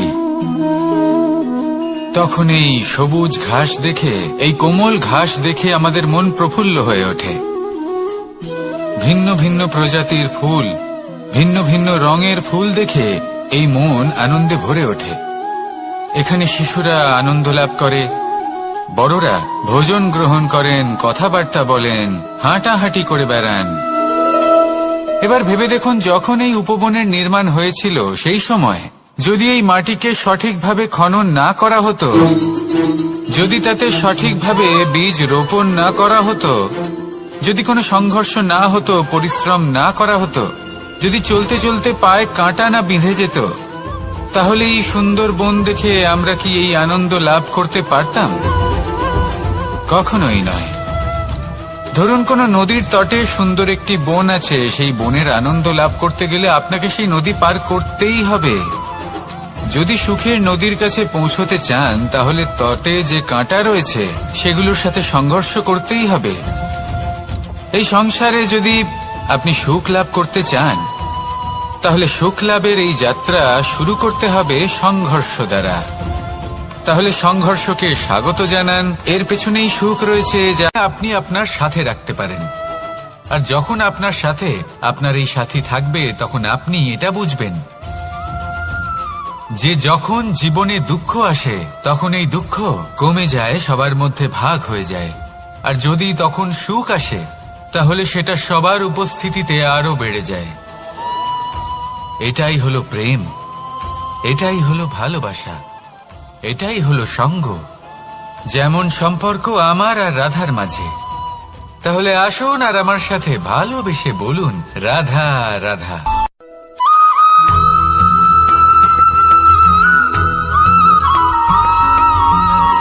জীবন কিসের উপর নির্ভরশীল? ধনের ওপর, বৈভবের অনুভব যদি আপনি করতে চান, তাহলে তা পাবেন শুধু একতার দ্বারা, সংগঠনের দ্বারা। যদি আপনাকে উদাহরণ দিই, নিজের এই হাতটাকে দেখুন, 5টা আঙুল রয়েছে।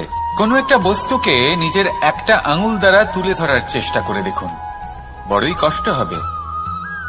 তখন আপনি বুঝতে পারবেন, যখন এই 5টি আঙুল একত্রিত হয়, তখন কোনো কাজ কতটা সহজ হতে পারে। এটাই হলো শক্তি একতার।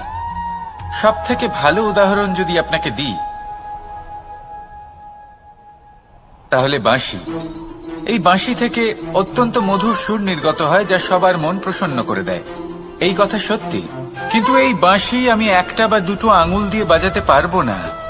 আমাকে প্রত্যেকটা আঙুল ব্যবহার করতেই হবে, তবেই এর থেকে মধুর সুর নির্গত হবে, যা সকলকে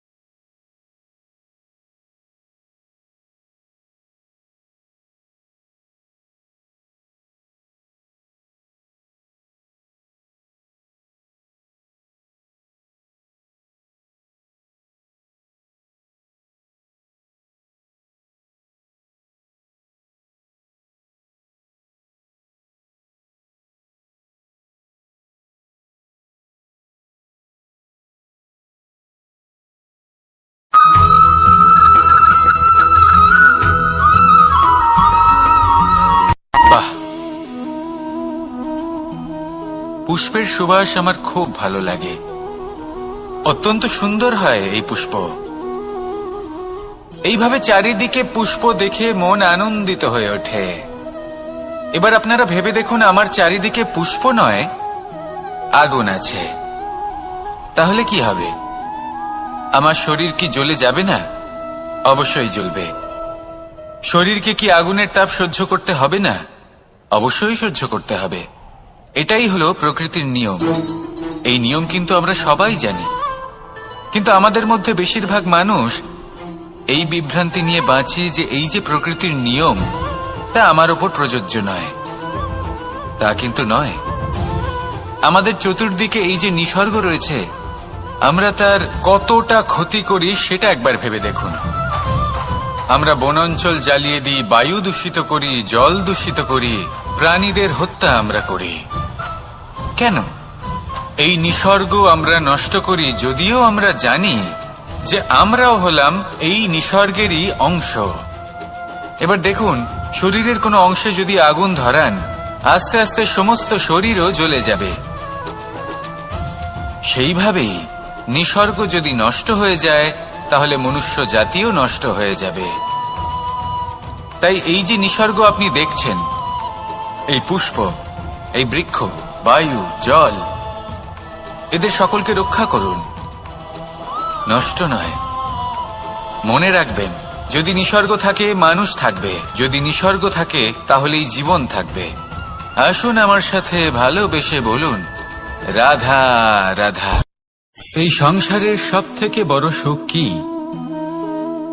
কেউ বলবেন নিজের লক্ষ্য প্রাপ্ত করা, কেউ বলবেন ধন উপার্জন করা, কেউ বলবেন নিদ্রাই সব থেকে বড় সুখ, কেউ বলবেন রাজ্য লাভ করা, আবার কেউ বলবেন মাতার হাত থেকে খাবার খাওয়া, আদি ইত্যাদি। কিন্তু যদি সত্যি কথা বলি, এই সংসারের সব থেকে বড় সুখ হল সেবা করা।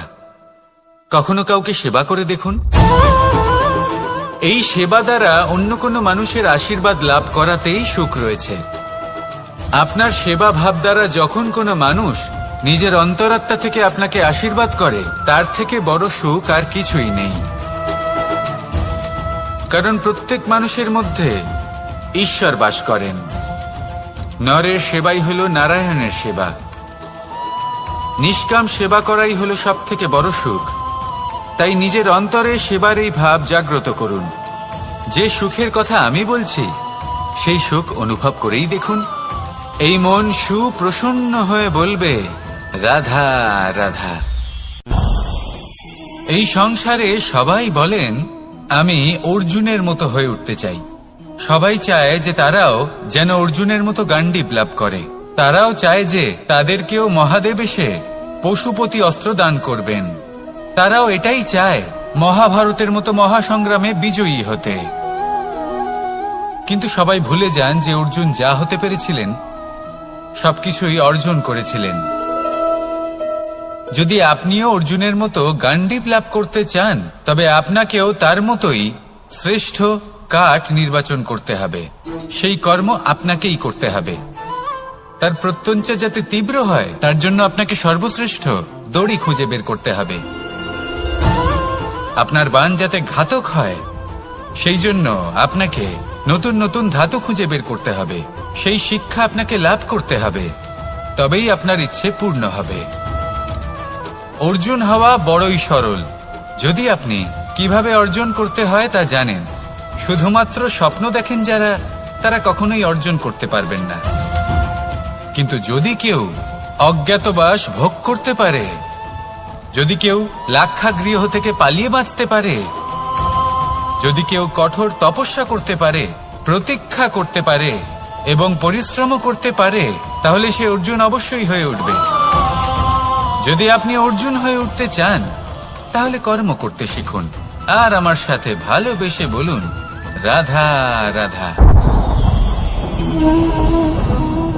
জীবন থাকলে লক্ষ্য অবশ্যই থাকবে।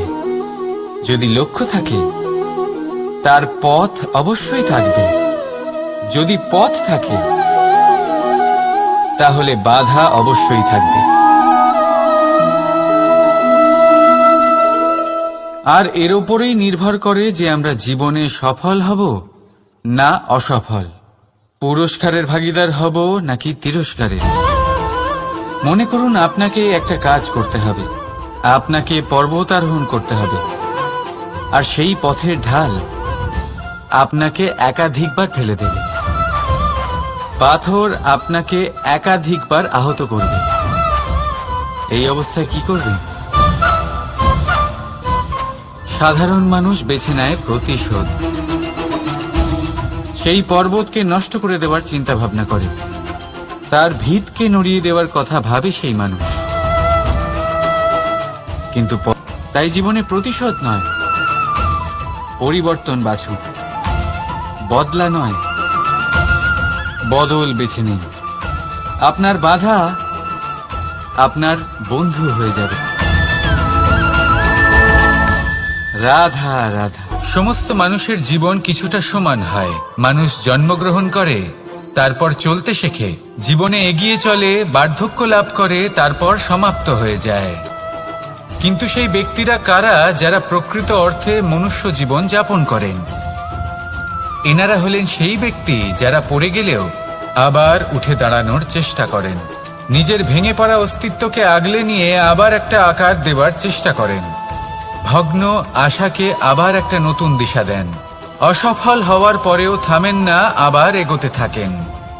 অসফল হওয়ার পরে যদি আপনি থেমে যান তাহলে সাফল্য আপনার সামনে অপেক্ষা করে, কিন্তু আপনি তা দেখতে পান না। তাই জীবনের সংঘর্ষে অংশগ্রহণ করতে শিখুন, জীবনের সংঘর্ষ থেকে পালাবেন না। আসুন আমার সাথে ভালোবেসে বলুন রাধা রাধা। একবার একটা শেয়াল বনে বিচরণ করছিল। ও একটা ছোট্ট শাবক দেখতে পেল। ও ভাবল, আজ একেই আমি খাবার হিসেবে গ্রহণ করব। আশেপাশে দেখলো কেউ দেখছে না তো, কেউ ছিল না, আর সেই শাবকের ওপর আক্রমণ করল, যা হলো একটা ঘোর অপরাধ। বনের নিয়ম অনুসারে আপনি কখনোই শাবকের ওপর আক্রমণ করতে পারেন না। তারপর এই খবরটা যখন রাজা সিংহ জানতে পারলেন, সভার আয়োজন করলেন। কিন্তু সেখানে শেয়াল বলল, আমি তো এরকম কিছু করিনি। কিন্তু যদি আপনি এরকম বলেন, কোনো প্রমাণ দিন, এর কোনো সাক্ষী আছে? তখন রাজা সিংহ পেঁচাকে ডেকে পাঠালেন, যে সেই মুহূর্তে বৃক্ষের শাখার ওপর বসেছিল, সে সব কিছু দেখেছিল। পেঁচা সব সত্যি কথা বলল, আর শেয়ালকে মৃত্যুদণ্ড দেয়া হলো। এবার এই কাহিনী আমি আপনাকে কেন শোনালাম? কারণ মানুষও কখনো কখনো এরকম কর্ম করেন যা শিয়াল করেছে। এটা ভাবেন কেউ দেখছে না, যখন আমি অনুচিত কর্ম করতেই পারি। কিন্তু না, আপনি যাই করুন না কেন, কেউ না কেউ অবশ্যই তা দেখছে। কোনো ব্যক্তি না হলেও কোনো প্রাণী, না হলে কোনো যক্ষ বা দেব বা প্রেত। যদি এনারা কেউ না দেখেন, তাহলে ধরিত্রী মাতা দেখেন, যেখানে দাঁড়িয়ে আপনি সেই কর্ম করছেন, তাই না? তাই একটা কথা সবসময় মনে রাখবেন, কে দেখছেন কে দেখছেন না সেই বিষয়ে ভাবা ছেড়ে দিন। এটা খুব সহজ কথা। আপনি যদি উচিত কর্ম করেন, উচিত ফল পাবেন। যদি অনুচিত কর্ম করেন, তাহলে আপনি অনুচিত ফল অবশ্যই পাবেন। সেই জন্য উচিত পথে চলতে থাকুন, উচিত কর্ম করতে থাকুন, আর আমার সাথে ভালোবেসে বলুন রাধা রাধা। আপনি কখনো কোনো বাজকে নিজের বাসা বানাতে দেখেছেন? এই বাজ যখনই কোনো বাসা বানায়, তখন উঁচু গাছের ডালে বা কোনো পর্বতের শিখরে বাসা বানায়, অনেক উচ্চতায়, আর সেখানে তার সন্তানও জন্মগ্রহণ করে। যখন এই সন্তানেরা জন্মায়, তখন এই বাজ খুবই ভালোবেসে এবং খুব সাবধানে এদের পালন পোষণ করে। নিজের ঠোঁট দিয়ে তাদের ঠোঁটে খাবার পরিবেশন করে। কিন্তু যেই সেই সন্তানেরা হৃষ্টপুষ্ট হয়ে যায় এবং সেই কথা বাজ নিজে বুঝতে পেরে যায়, সেই বাজ নিজেই সেই বাসা ছিন্ন ভিন্ন করে দেয়। সেই সন্তান যাদের সবেমাত্র ডানা গজিয়েছে, কিভাবে উড়তে হয় তারা জানে না, সেই সন্তানগুলিকে উচ্চতা থেকে ঠেলে দেয়। সেই সন্তান প্রথমে ভয়ভীত হয়ে যায়। তারা সামনে মৃত্যুকে দেখতে পেয়ে ভয়ের কারণে তাদের ডানা ঝাপটাতে থাকে, আর সেই প্রক্রিয়াতেই সেই সন্তানগুলি উড়তে শুরু করে দেয়। এবার এই ঘটনায় আমরা কি শিক্ষা পেতে পারি? এটাই যদি আপনি মাতা পিতা হন তাহলে নিজের সন্তানকে অবশ্যই স্নেহ করুন, কিন্তু তাদেরকে নিজের আঁচলের তলায় বেঁধে রাখবেন না। যদি আপনি চান আপনার সন্তান জীবনে উন্নতি করুক, তাহলে নিজের মুঠো থেকে তাদের স্বতন্ত্র করে দিন। এই সংসারে সংঘর্ষ করতে দিন। সেই সন্তান নিজেই বুঝতে পারবে যে জন্মের সময় পাওয়া ডানা কি করে ব্যবহার করতে হয়। আর আপনার চোখের সামনে আপনার সন্তান এই আকাশে উড়তে থাকবে। তাহলে আসুন আমার সাথে ভালোবেসে বলুন, রাধা রাধা। সংসারে সবচেয়ে পবিত্র মানা হয় গঙ্গা জলকে। কখনো ভেবে দেখেছেন কেন? কারণ গঙ্গা জলের আবির্ভাব অত্যন্ত শুদ্ধ হয়, তার জন্ম শুদ্ধ হয়, যেখান থেকে তার শুরু সেটাই শুদ্ধ হয়। আর শুরুটা শুদ্ধ হওয়া অত্যন্ত আবশ্যক। আমাদের জীবনে সবই শুরু হয় আমাদের ভাবনা থেকে। নিজের ভাবনাকে শুদ্ধ রাখুন, কারণ এই ভাবনা থেকেই আবির্ভাব হয় শব্দের। আপনার শব্দ শুদ্ধ রাখুন। এই জীবনে নিজের ভাবনা শুভ রাখলে, শুদ্ধ করলে আপনার মন সুপ্রসন্ন হয়ে বলবে, রাধা রাধা। মানুষ জন্মগ্রহণ করে, তার সাথে ভয়েরও জন্ম হয়। ছোটবেলা থেকেই আমাদের মনে কোনো না কোনো প্রকারের ভয় থেকেই যায়। কেউ এই বিষয়ে ভয় পায় যে তার কোনো বস্তু তার থেকে দূরে চলে যাবে। কেউ এই বিষয়ে ভয় পায় যে আমি নিজেকে হারিয়ে ফেলব। কেউ এই ভেবে ভয় পায় যে আমার প্রিয়জনেরা তারা যেন আমার থেকে দূরে না চলে যায়।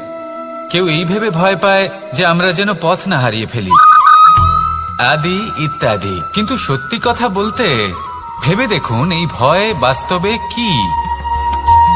শুধুই একটা মনস্থিতি, আর কিছুই নয়। যা কিছু আপনি জীবনে পেয়েছেন তা একদিন আপনাকে হারাতে হবে। এই জীবন হলো আপনারই, কিন্তু তাও একদিন সমাপ্ত হবে। তাই ভয় পেয়ে কি লাভ? এই ভয় শুধু আপনাকে জীবন যাপন করা থেকে বাধা দিচ্ছে, আর কিচ্ছু নয়। পথ হারিয়ে ফেললেই বুঝতে পারবেন যে নতুন পথ কিভাবে বানাতে হয়। কিছু মানুষকে জীবন থেকে হারালে তবেই আপনি বুঝবেন যে আপনার আপনজনকে।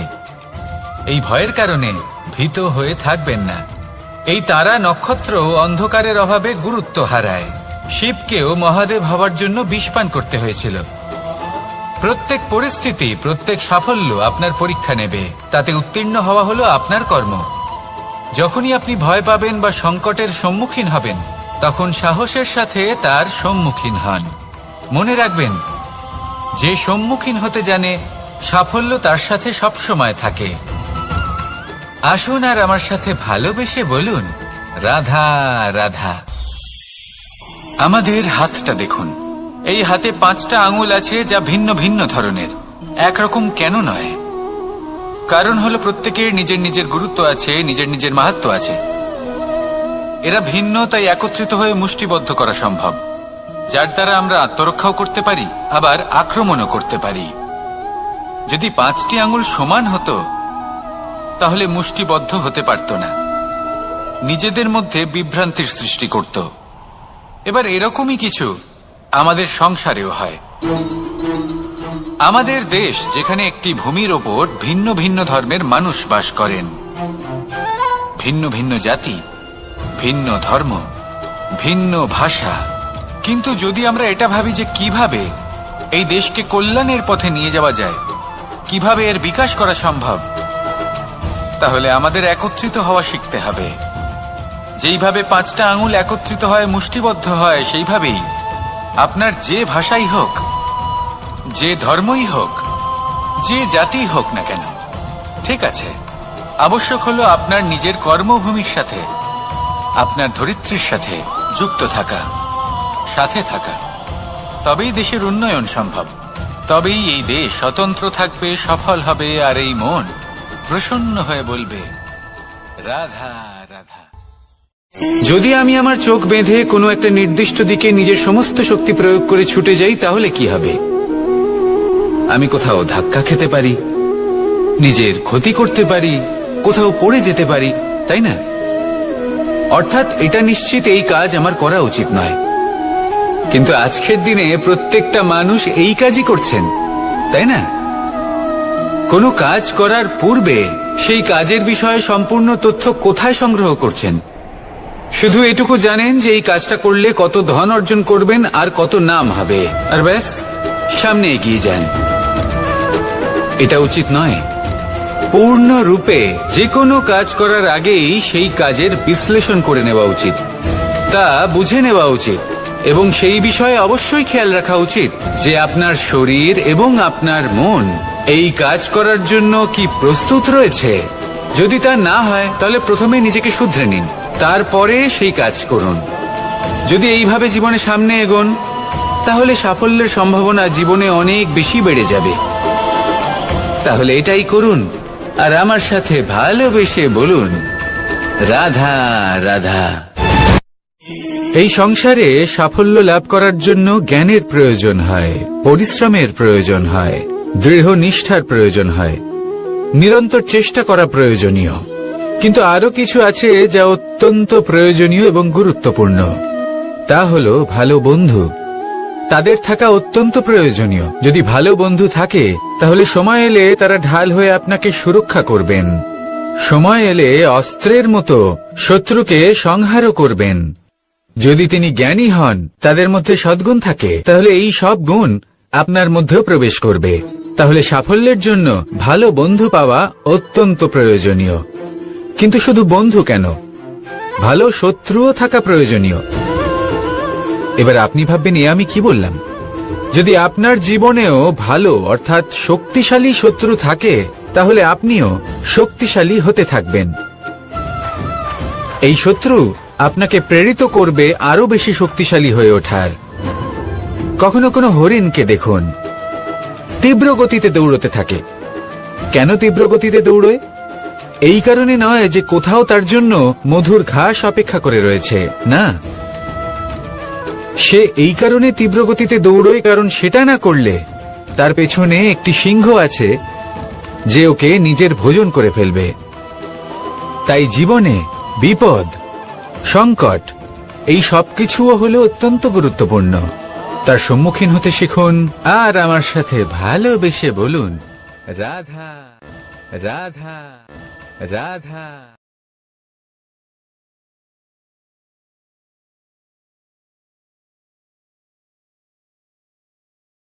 লক্ষ্যে পৌঁছানো অত্যন্ত কঠিন হয়। কেউ ভাবেন যে কেন এত কঠিন হয়, কেন এত কষ্ট করতে হয় লক্ষ্যে পৌঁছানোর জন্য। এই লক্ষ্য সরলভাবে কেন আমার কাছে চলে আসে না? চলুন আপনাকে একটা কথা বলি, যদি আপনার লক্ষ্য কঠিন না হয় তাহলে তাকে পাওয়া আপনার পক্ষে অসম্ভব হয়ে উঠবে। লক্ষ্যে পৌঁছানোর এই রাস্তায় আপনি যে কড়া রোদের সম্মুখীন হন, যার থেকে আপনি দূরে পালাতে চান, সেই রোদ আপনাকে প্রেরণা যোগায় যে আপনি এগোতে থাকুন। ভাবুন একজন যাত্রী যে কিনা নিজের লক্ষ্যের দিকে যাচ্ছেন, সেই পথে উনি যদি একটু ছায়া পেয়ে যান আর উনি ওখানে বিশ্রাম নেন, তাহলে তার সাথে তার ভাগ্য গভীর নিদ্রায় সেখানে বিলীন হয়ে যায়। তাই পরিশ্রমের কড়া রোদের থেকে কখনো দূরে পালাবেন না। জীবনে শুধু সামনে এগোতে থাকুন দৃঢ়তার সাথে। আর লক্ষ্য সরল হোক, কঠিন হোক বা অত্যাধিক কঠিন হোক, একটা কথা মনে রাখবেন, যে জীবনের লক্ষ্যে পৌঁছতে পেরেছে সে লক্ষ্য প্রাপ্তির জন্য আফসোস কখনোই করে না। রাধা রাধা। ধৈর্য, এই ধৈর্য কি কোনো গুণ, কোনো অনুভূতি, কোনো দৃষ্টিভঙ্গি? আমার জন্য ধৈর্য এক বাহন। আপনি হয়তো ভাবছেন এই কেমন বাহন? বাহন তো ঘোড়া হতে পারে, হাতি হতে পারে, উটও হতে পারে, কিন্তু ধৈর্যকে বাহন বানানো মানে? চলুন আপনাকে একটা কথা বোঝাই। পৃথিবীতে এমন কোনো বাহন নেই যে তার আরোহীকে আছড়ে ফেলেনি। সেটা উট হোক বা হাতি হোক বা ঘোড়া হোক, চলতে চলতে কখনো নড়বড় করেই বসে। তারপর সেই আরোহী পরে কারোর পায়, তারপর পরে তার নিজের নজরে। কিন্তু ধৈর্যরূপী বাহন কখনো কাউকে ফেলে না, কখনো না। না সেই আরোহী কারোর পায়ে পড়ে, আর না তো নিজের নজরে। কারণ ধৈর্য আপনাকে বিবেক প্রদান করে, বিবেক আপনাকে পরিকল্পনায় সাহায্য করে, আর পরিকল্পনা প্রদান করে আপনাকে শক্তি, আপনার লক্ষ্যের দিকে অগ্রসর হওয়ার। বুঝলেন? ধৈর্যকে সঙ্গে রাখুন, নিজেকে আরো ধৈর্যশীল করে তুলুন। এই ধৈর্যের সাহায্যে আরোহণ করে দেখুন কিভাবে এই বাহন আপনাকে আপনার গন্তব্যে পৌঁছে দেবে। রাধা রাধা। সংসারে এমন একটা ভ্রান্ত ধারণা রয়েছে যে সবকিছু ভাগ্যের দ্বারা পাওয়া যায়, কিন্তু ভাগ্য, প্রারব্ধ এ তো সকলের জন্যই সমান হয়। এটা তো ব্যক্তির উপরে নির্ভরশীল হয়, তার আকাঙ্ক্ষার উপরে নির্ভরশীল হয়, বাসনার উপরে নির্ভরশীল হয়, স্বভাবের উপরে নির্ভরশীল হয় যে উনি সেটা নিয়ে কি করেন। দেখুন, এই প্রসাদ কিন্তু সকলকেই দেওয়া হয়, কিন্তু তা গ্রহণ করবেন কিভাবে সেটা ব্যক্তির উপরে নির্ভর করে। আপনাকে এক উদাহরণ দিই। যেমন ধরুন, দুজন মানুষকে আমি একটা করে মাটির ডেলা দিলাম, সেটা নিয়ে তারা কি করবেন? একজন মানুষ তার ছোট ছোট ডেলা বানাবেন আর পথযাত্রীদের ওপরে ছুঁড়ে মারবেন, হাসি ঠাট্টা করবেন, তাদের বস্ত্র নোংরা করে দেবেন, সেটাতেই উনি আনন্দ পাবেন। অন্যদিকে দ্বিতীয় ব্যক্তি সেই মাটির ডেলা দিয়েই নিজের জন্য একটা কুঁড়ে ঘর বানাবেন। সেই কুঁড়ে ঘর যা রোদেতে, বৃষ্টিতে, ঝড়ে তাকে সুরক্ষিত রাখবে। অনুভূতি, এই অনুভূতি বদলাতে শিখুন। এই অনুভূতি অত্যন্ত গুরুত্বপূর্ণ। ভালোবাসাতেও এই অনুভূতি হলো অত্যন্ত গুরুত্বপূর্ণ। ভালোবাসা সে বন্ধুর সাথে হোক, মা বাবার সাথে হোক, ভাই বোনের সাথে হোক, স্ত্রীর সাথে হোক, যে কারোর সাথে হোক। মনে রাখবেন, এই হলো সেই অনুভূতি যা আপনার ভাগ্য নির্ধারণ করে থাকে। তাহলে আসুন আমার সাথে প্রেমের অনুভূতি নিয়ে বলুন, রাধা রাধা। লক্ষ্য, পথ আর সাফল্য, এই তিনটেই একে অপরের সাথে জড়িত, কিন্তু অনেকবার মানুষ এদের ঠিকভাবে বুঝতে পারেন না। তারা ভাবেন যে যেরকম লক্ষ্য হবে সেরকমই পথ হবে, সেই মতোই লক্ষ্য কঠিন হলে পথ কঠিন হবে, লক্ষ্য সরল হলে পথ সরল হবে। যদি আপনাকে আসল সত্যের সাথে অবগত করাই, তাহলে দেখবেন সবকিছুই এর উল্টো। লক্ষ্য নিজের পথ বানায় না, পথ সেটাই যেটা আপনি স্বয়ং নির্বাচন করে আপনি নিজে বানান। সেই অনুসারেই আপনি আপনার লক্ষ্যে পৌঁছতে পারবেন। সেই জন্য জীবনে যখনই লক্ষ্যে পৌঁছানোর পথের বিষয়ে আপনি কোনো সিদ্ধান্ত নেবেন, তাহলে তা ভেবে চিন্তে নেবেন, কারণ এই পথ অত্যন্ত গুরুত্বপূর্ণ। পথ যদি শুভ হয়, তাহলে লক্ষ্য আপনা থেকেই শুভ হয়ে যায়। তাহলে আসুন আমার সাথে ভালোবেসে বলুন, রাধা রাধা। ভাগ্য আর কর্ম, এই দুই এমন শব্দ যাকে ঘিরে সমগ্র সংসার। কেউ বলে আমার ভাগ্যে এটা ছিল না, যা পেলে আমার জীবন অন্যরকম হতো। কেউ বলে আমার গত জন্মের কর্ম নিশ্চয়ই এমন ছিল, যে কারণে এই জন্মে এরকম ভাগ্য পেয়েছি আমি। এসব বাদ দিন আর একবার শান্ত চিত্তে ভাবুন। আপনি বুঝতে পারবেন যে ভাগ্য আর কর্ম এই দুই এই জন্মের। তফাৎ শুধুমাত্র এটাই যে যদি ভাগ্যের কথা বলা হয়, তাহলে আপনি এই ভাগ্যের থেকে যত বেশি আশা করবেন, তত বেশি নিরাশ হবেন আপনি। কারণ এই আশা আপনাকে কর্ম করা থেকে আটকায়। যদি কথা বলা হয় কর্মের, তাহলে নিজের কর্মের প্রতি যত বিশ্বাস রাখবেন, তত বেশি সফলতা আপনার কাছে আসবে।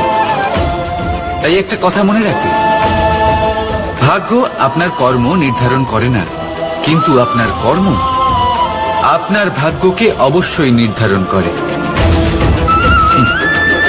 রাধা রাধা। নাম কত সাধারণ একটা বিষয়।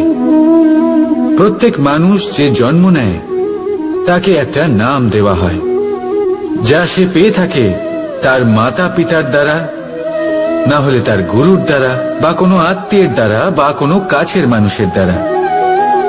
এই নামের সাথেই সে আস্তে আস্তে বেড়ে ওঠে। কিন্তু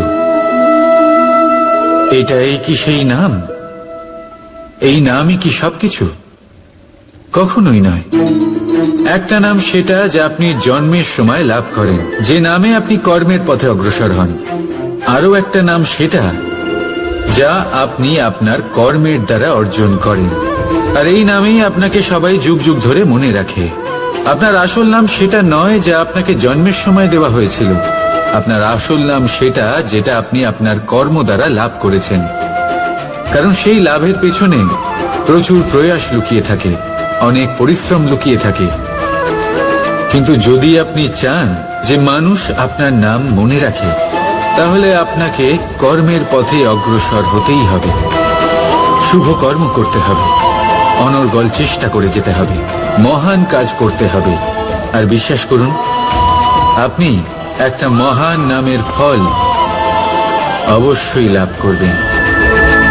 রাধা রাধা। আমি এখানে একা এই বনে বসে আছি, বাঁশি বাজাচ্ছি। কার জন্য? কে আছেন এখানে? কেউ নেই। আমার প্রজা, আমার রাজ্য, আমার পরিবার আমার থেকে অনেক দূরে আছেন। আমি এখানে একা এই বনে বসে এই আকাশের এই রঙের, গাছের এই সব ফলের, মাটির সুবাসের আনন্দ উপভোগ করছি। কেন? আমি হলাম দ্বারকাধীশ।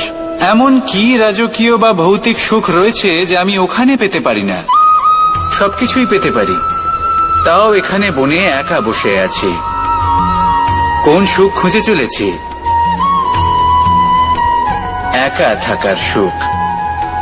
আমরা প্রত্যেকদিন অনেক মানুষের সাথে, চিন্তাধারার সাথে, কর্মের সাথে, পরিস্থিতির সাথে, সুখ দুঃখের দ্বারা বেষ্টিত থাকি। জীবনের এই চক্রে আমরা জড়িয়ে পড়তে থাকি। যতই আমরা এই সমস্যার সমাধান করি, আমরা ততই এতে জড়িয়ে পড়ি। আমরা এতটাই জড়িয়ে পড়ি যে যখন আমরা আয়নায় নিজেদের দেখি, তখন আমরা নিজেদের চিনতেই পারি না। এমন মনে হয় যেন আমরা নিজেদের হারিয়ে ফেলেছি। সেই জন্য প্রত্যেক দিন আপনি কিছু সময় নিজের সাথে কাটান একান্তে। এটা অত্যন্ত আবশ্যক। নিজের অস্তিত্বের গভীরে গিয়ে দেখতে শিখুন, নিজেকে বুঝুন। অদ্ভুত শান্তির অনুভূতি হবে। যেমন এই বায়ু, এই বৃক্ষ, এই পুষ্প, এই নিসর্গ, এদের মতো আপনিও কখনো একলা হতে শিখুন। কখনো নিসর্গের একটা অংশ হয়ে দেখুন। এই মন প্রসন্ন হয়ে বলবে, রাধা। একবার একটা শেয়াল বনে বিচরণ করছিল। ও একটা ছোট্ট শাবক দেখতে পেল। ও ভাবলো, আজ একেই আমি খাবার হিসেবে গ্রহণ করব। আশেপাশে দেখলো, কেউ দেখছে না তো? কেউ ছিল না। আর সেই শাবকের ওপর আক্রমণ করল, যা হলো একটা ঘোর অপরাধ। বনের নিয়ম অনুসারে আপনি কখনোই শাবকের ওপর আক্রমণ করতে পারেন না। তারপর এই খবরটা যখন রাজা সিংহ জানতে পারলেন, সভার আয়োজন করলেন। কিন্তু সেখানে শেয়াল বলল, আমি তো এরকম কিছু করিনি। কিন্তু যদি আপনি এরকম বলেন, কোনো প্রমাণ দিন, এর কোনো সাক্ষী আছে? তখন রাজা সিংহ পেঁচাকে ডেকে পাঠালেন, যে সেই মুহূর্তে বৃক্ষের শাখার ওপর বসেছিল। সে সব কিছু দেখেছিল। পেঁচা সব সত্যি কথা বলল, আর শেয়ালকে মৃত্যুদণ্ড দেয়া হলো। এবার এই কাহিনী আমি আপনাকে কেন শোনালাম? কারণ মানুষও কখনো কখনো এরকম কর্ম করেন যা শিয়াল করেছে। এটা ভাবেন কেউ দেখছে না, যখন আমি অনুচিত কর্ম করতেই পারি। কিন্তু না, আপনি যাই করুন না কেন, কেউ না কেউ অবশ্যই তা দেখছে। কোনো ব্যক্তি না হলেও কোনো প্রাণী, না হলে কোনো যক্ষ বা দেব বা প্রেত। যদি এনারা কেউ না দেখেন, তাহলে ধরিত্রী মাতা দেখেন, যেখানে দাঁড়িয়ে আপনি সেই কর্ম করছেন, তাই না? তাই একটা কথা সবসময় মনে রাখবেন, কে দেখছেন কে দেখছেন না সেই বিষয়ে ভাবা ছেড়ে দিন। এটা খুব সহজ কথা। আপনি যদি উচিত কর্ম করেন, উচিত ফল পাবেন। যদি অনুচিত কর্ম করেন, তাহলে আপনি অনুচিত ফল অবশ্যই পাবেন। সেই জন্য উচিত পথে চলতে থাকুন, উচিত কর্ম করতে থাকুন, আর আমার সাথে ভালোবেসে বলুন, রাধা রাধা। বাহ, পুষ্পের সুবাস আমার খুব ভালো লাগে। অত্যন্ত সুন্দর হয় এই পুষ্প। এইভাবে চারিদিকে পুষ্প দেখে মন আনন্দিত হয়ে ওঠে। এবার আপনারা ভেবে দেখুন, আমার চারিদিকে পুষ্প নয়, আগুন আছে। তাহলে কি হবে? আমার শরীর কি জ্বলে যাবে না? অবশ্যই জ্বলবে। শরীরকে কি আগুনের তাপ সহ্য করতে হবে না? অবশ্যই সহ্য করতে হবে। এটাই হলো প্রকৃতির নিয়ম।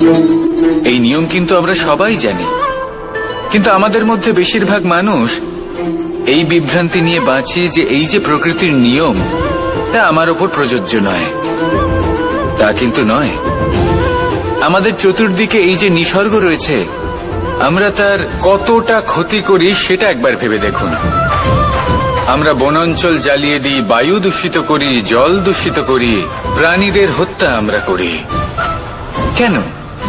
এই নিসর্গ আমরা নষ্ট করি, যদিও আমরা জানি যে আমরাও হলাম এই নিসর্গেরই অংশ।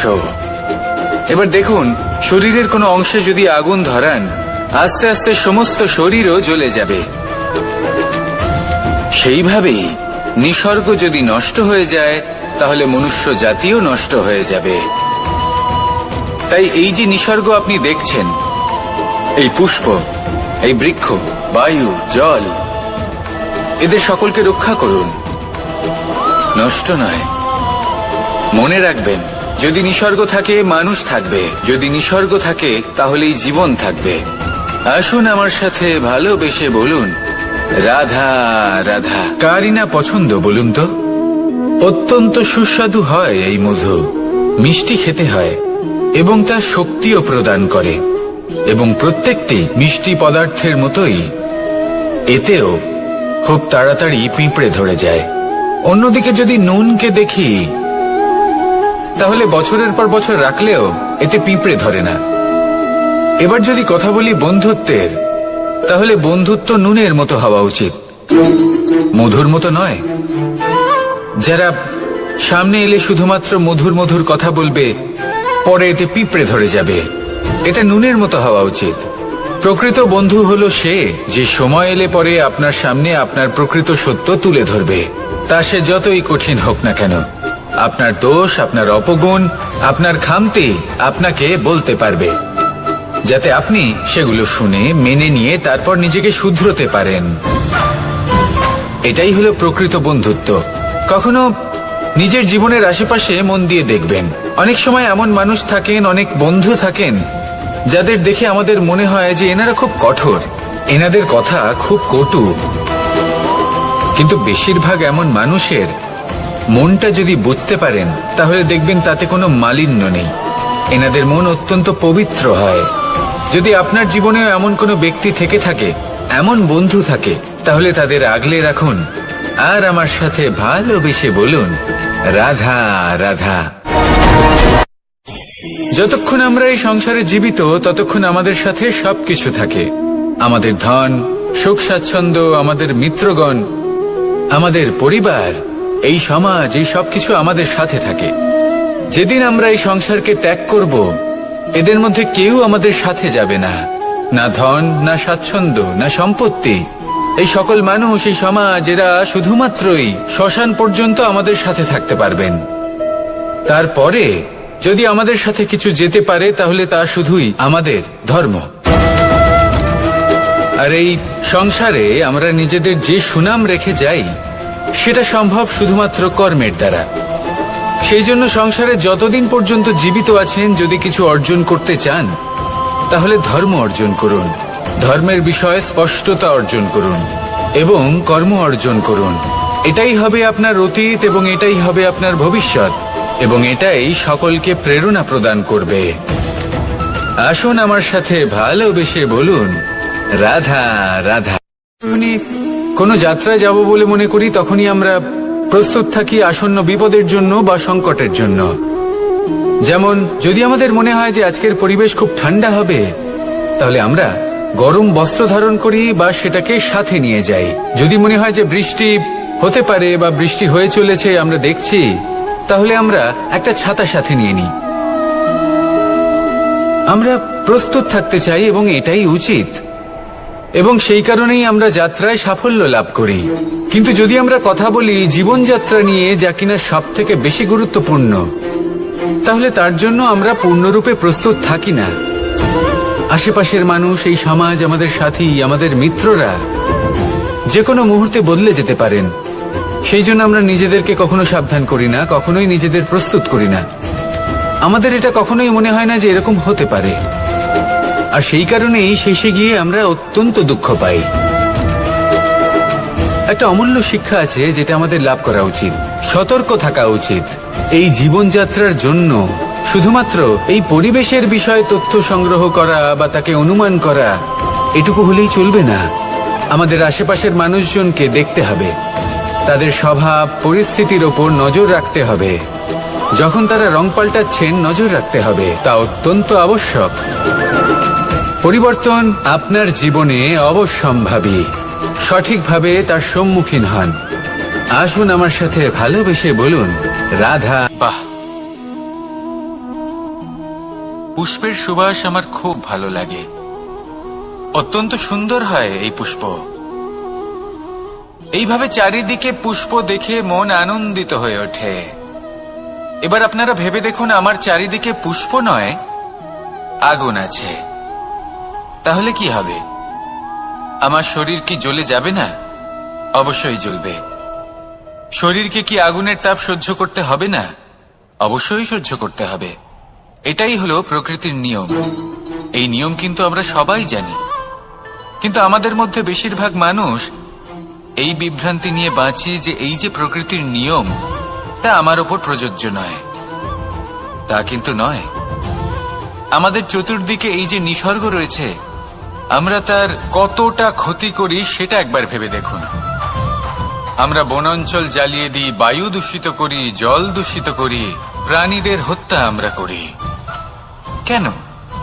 এই নিসর্গ আমরা নষ্ট করি, যদিও আমরা জানি যে আমরাও হলাম এই নিসর্গেরই অংশ। এবার দেখুন, শরীরের কোনো অংশে যদি আগুন ধরান, আস্তে আস্তে সমস্ত শরীরও জ্বলে যাবে। সেইভাবেই নিসর্গ যদি নষ্ট হয়ে যায়, তাহলে মনুষ্য জাতিও নষ্ট হয়ে যাবে। তাই এই যে নিসর্গ আপনি দেখছেন, এই পুষ্প, এই বৃক্ষ, বায়ু, জল, এদের সকলকে রক্ষা করুন, নষ্ট নয়। মনে রাখবেন, যদি নিসর্গ থাকে মানুষ থাকবে, যদি নিসর্গ থাকে তাহলেই জীবন থাকবে। আসুন আমার সাথে ভালোবেসে বলুন, রাধা রাধা। এই সংসারের সব থেকে বড় সুখ কি? কেউ বলবেন নিজের লক্ষ্য প্রাপ্ত করা, কেউ বলবেন ধন উপার্জন করা, কেউ বলবেন নিদ্রাই সব থেকে বড় সুখ, কেউ বলবেন রাজ্য লাভ করা, আবার কেউ বলবেন মাতার হাত থেকে খাবার খাওয়া, আদি ইত্যাদি। কিন্তু যদি সত্যি কথা বলি, এই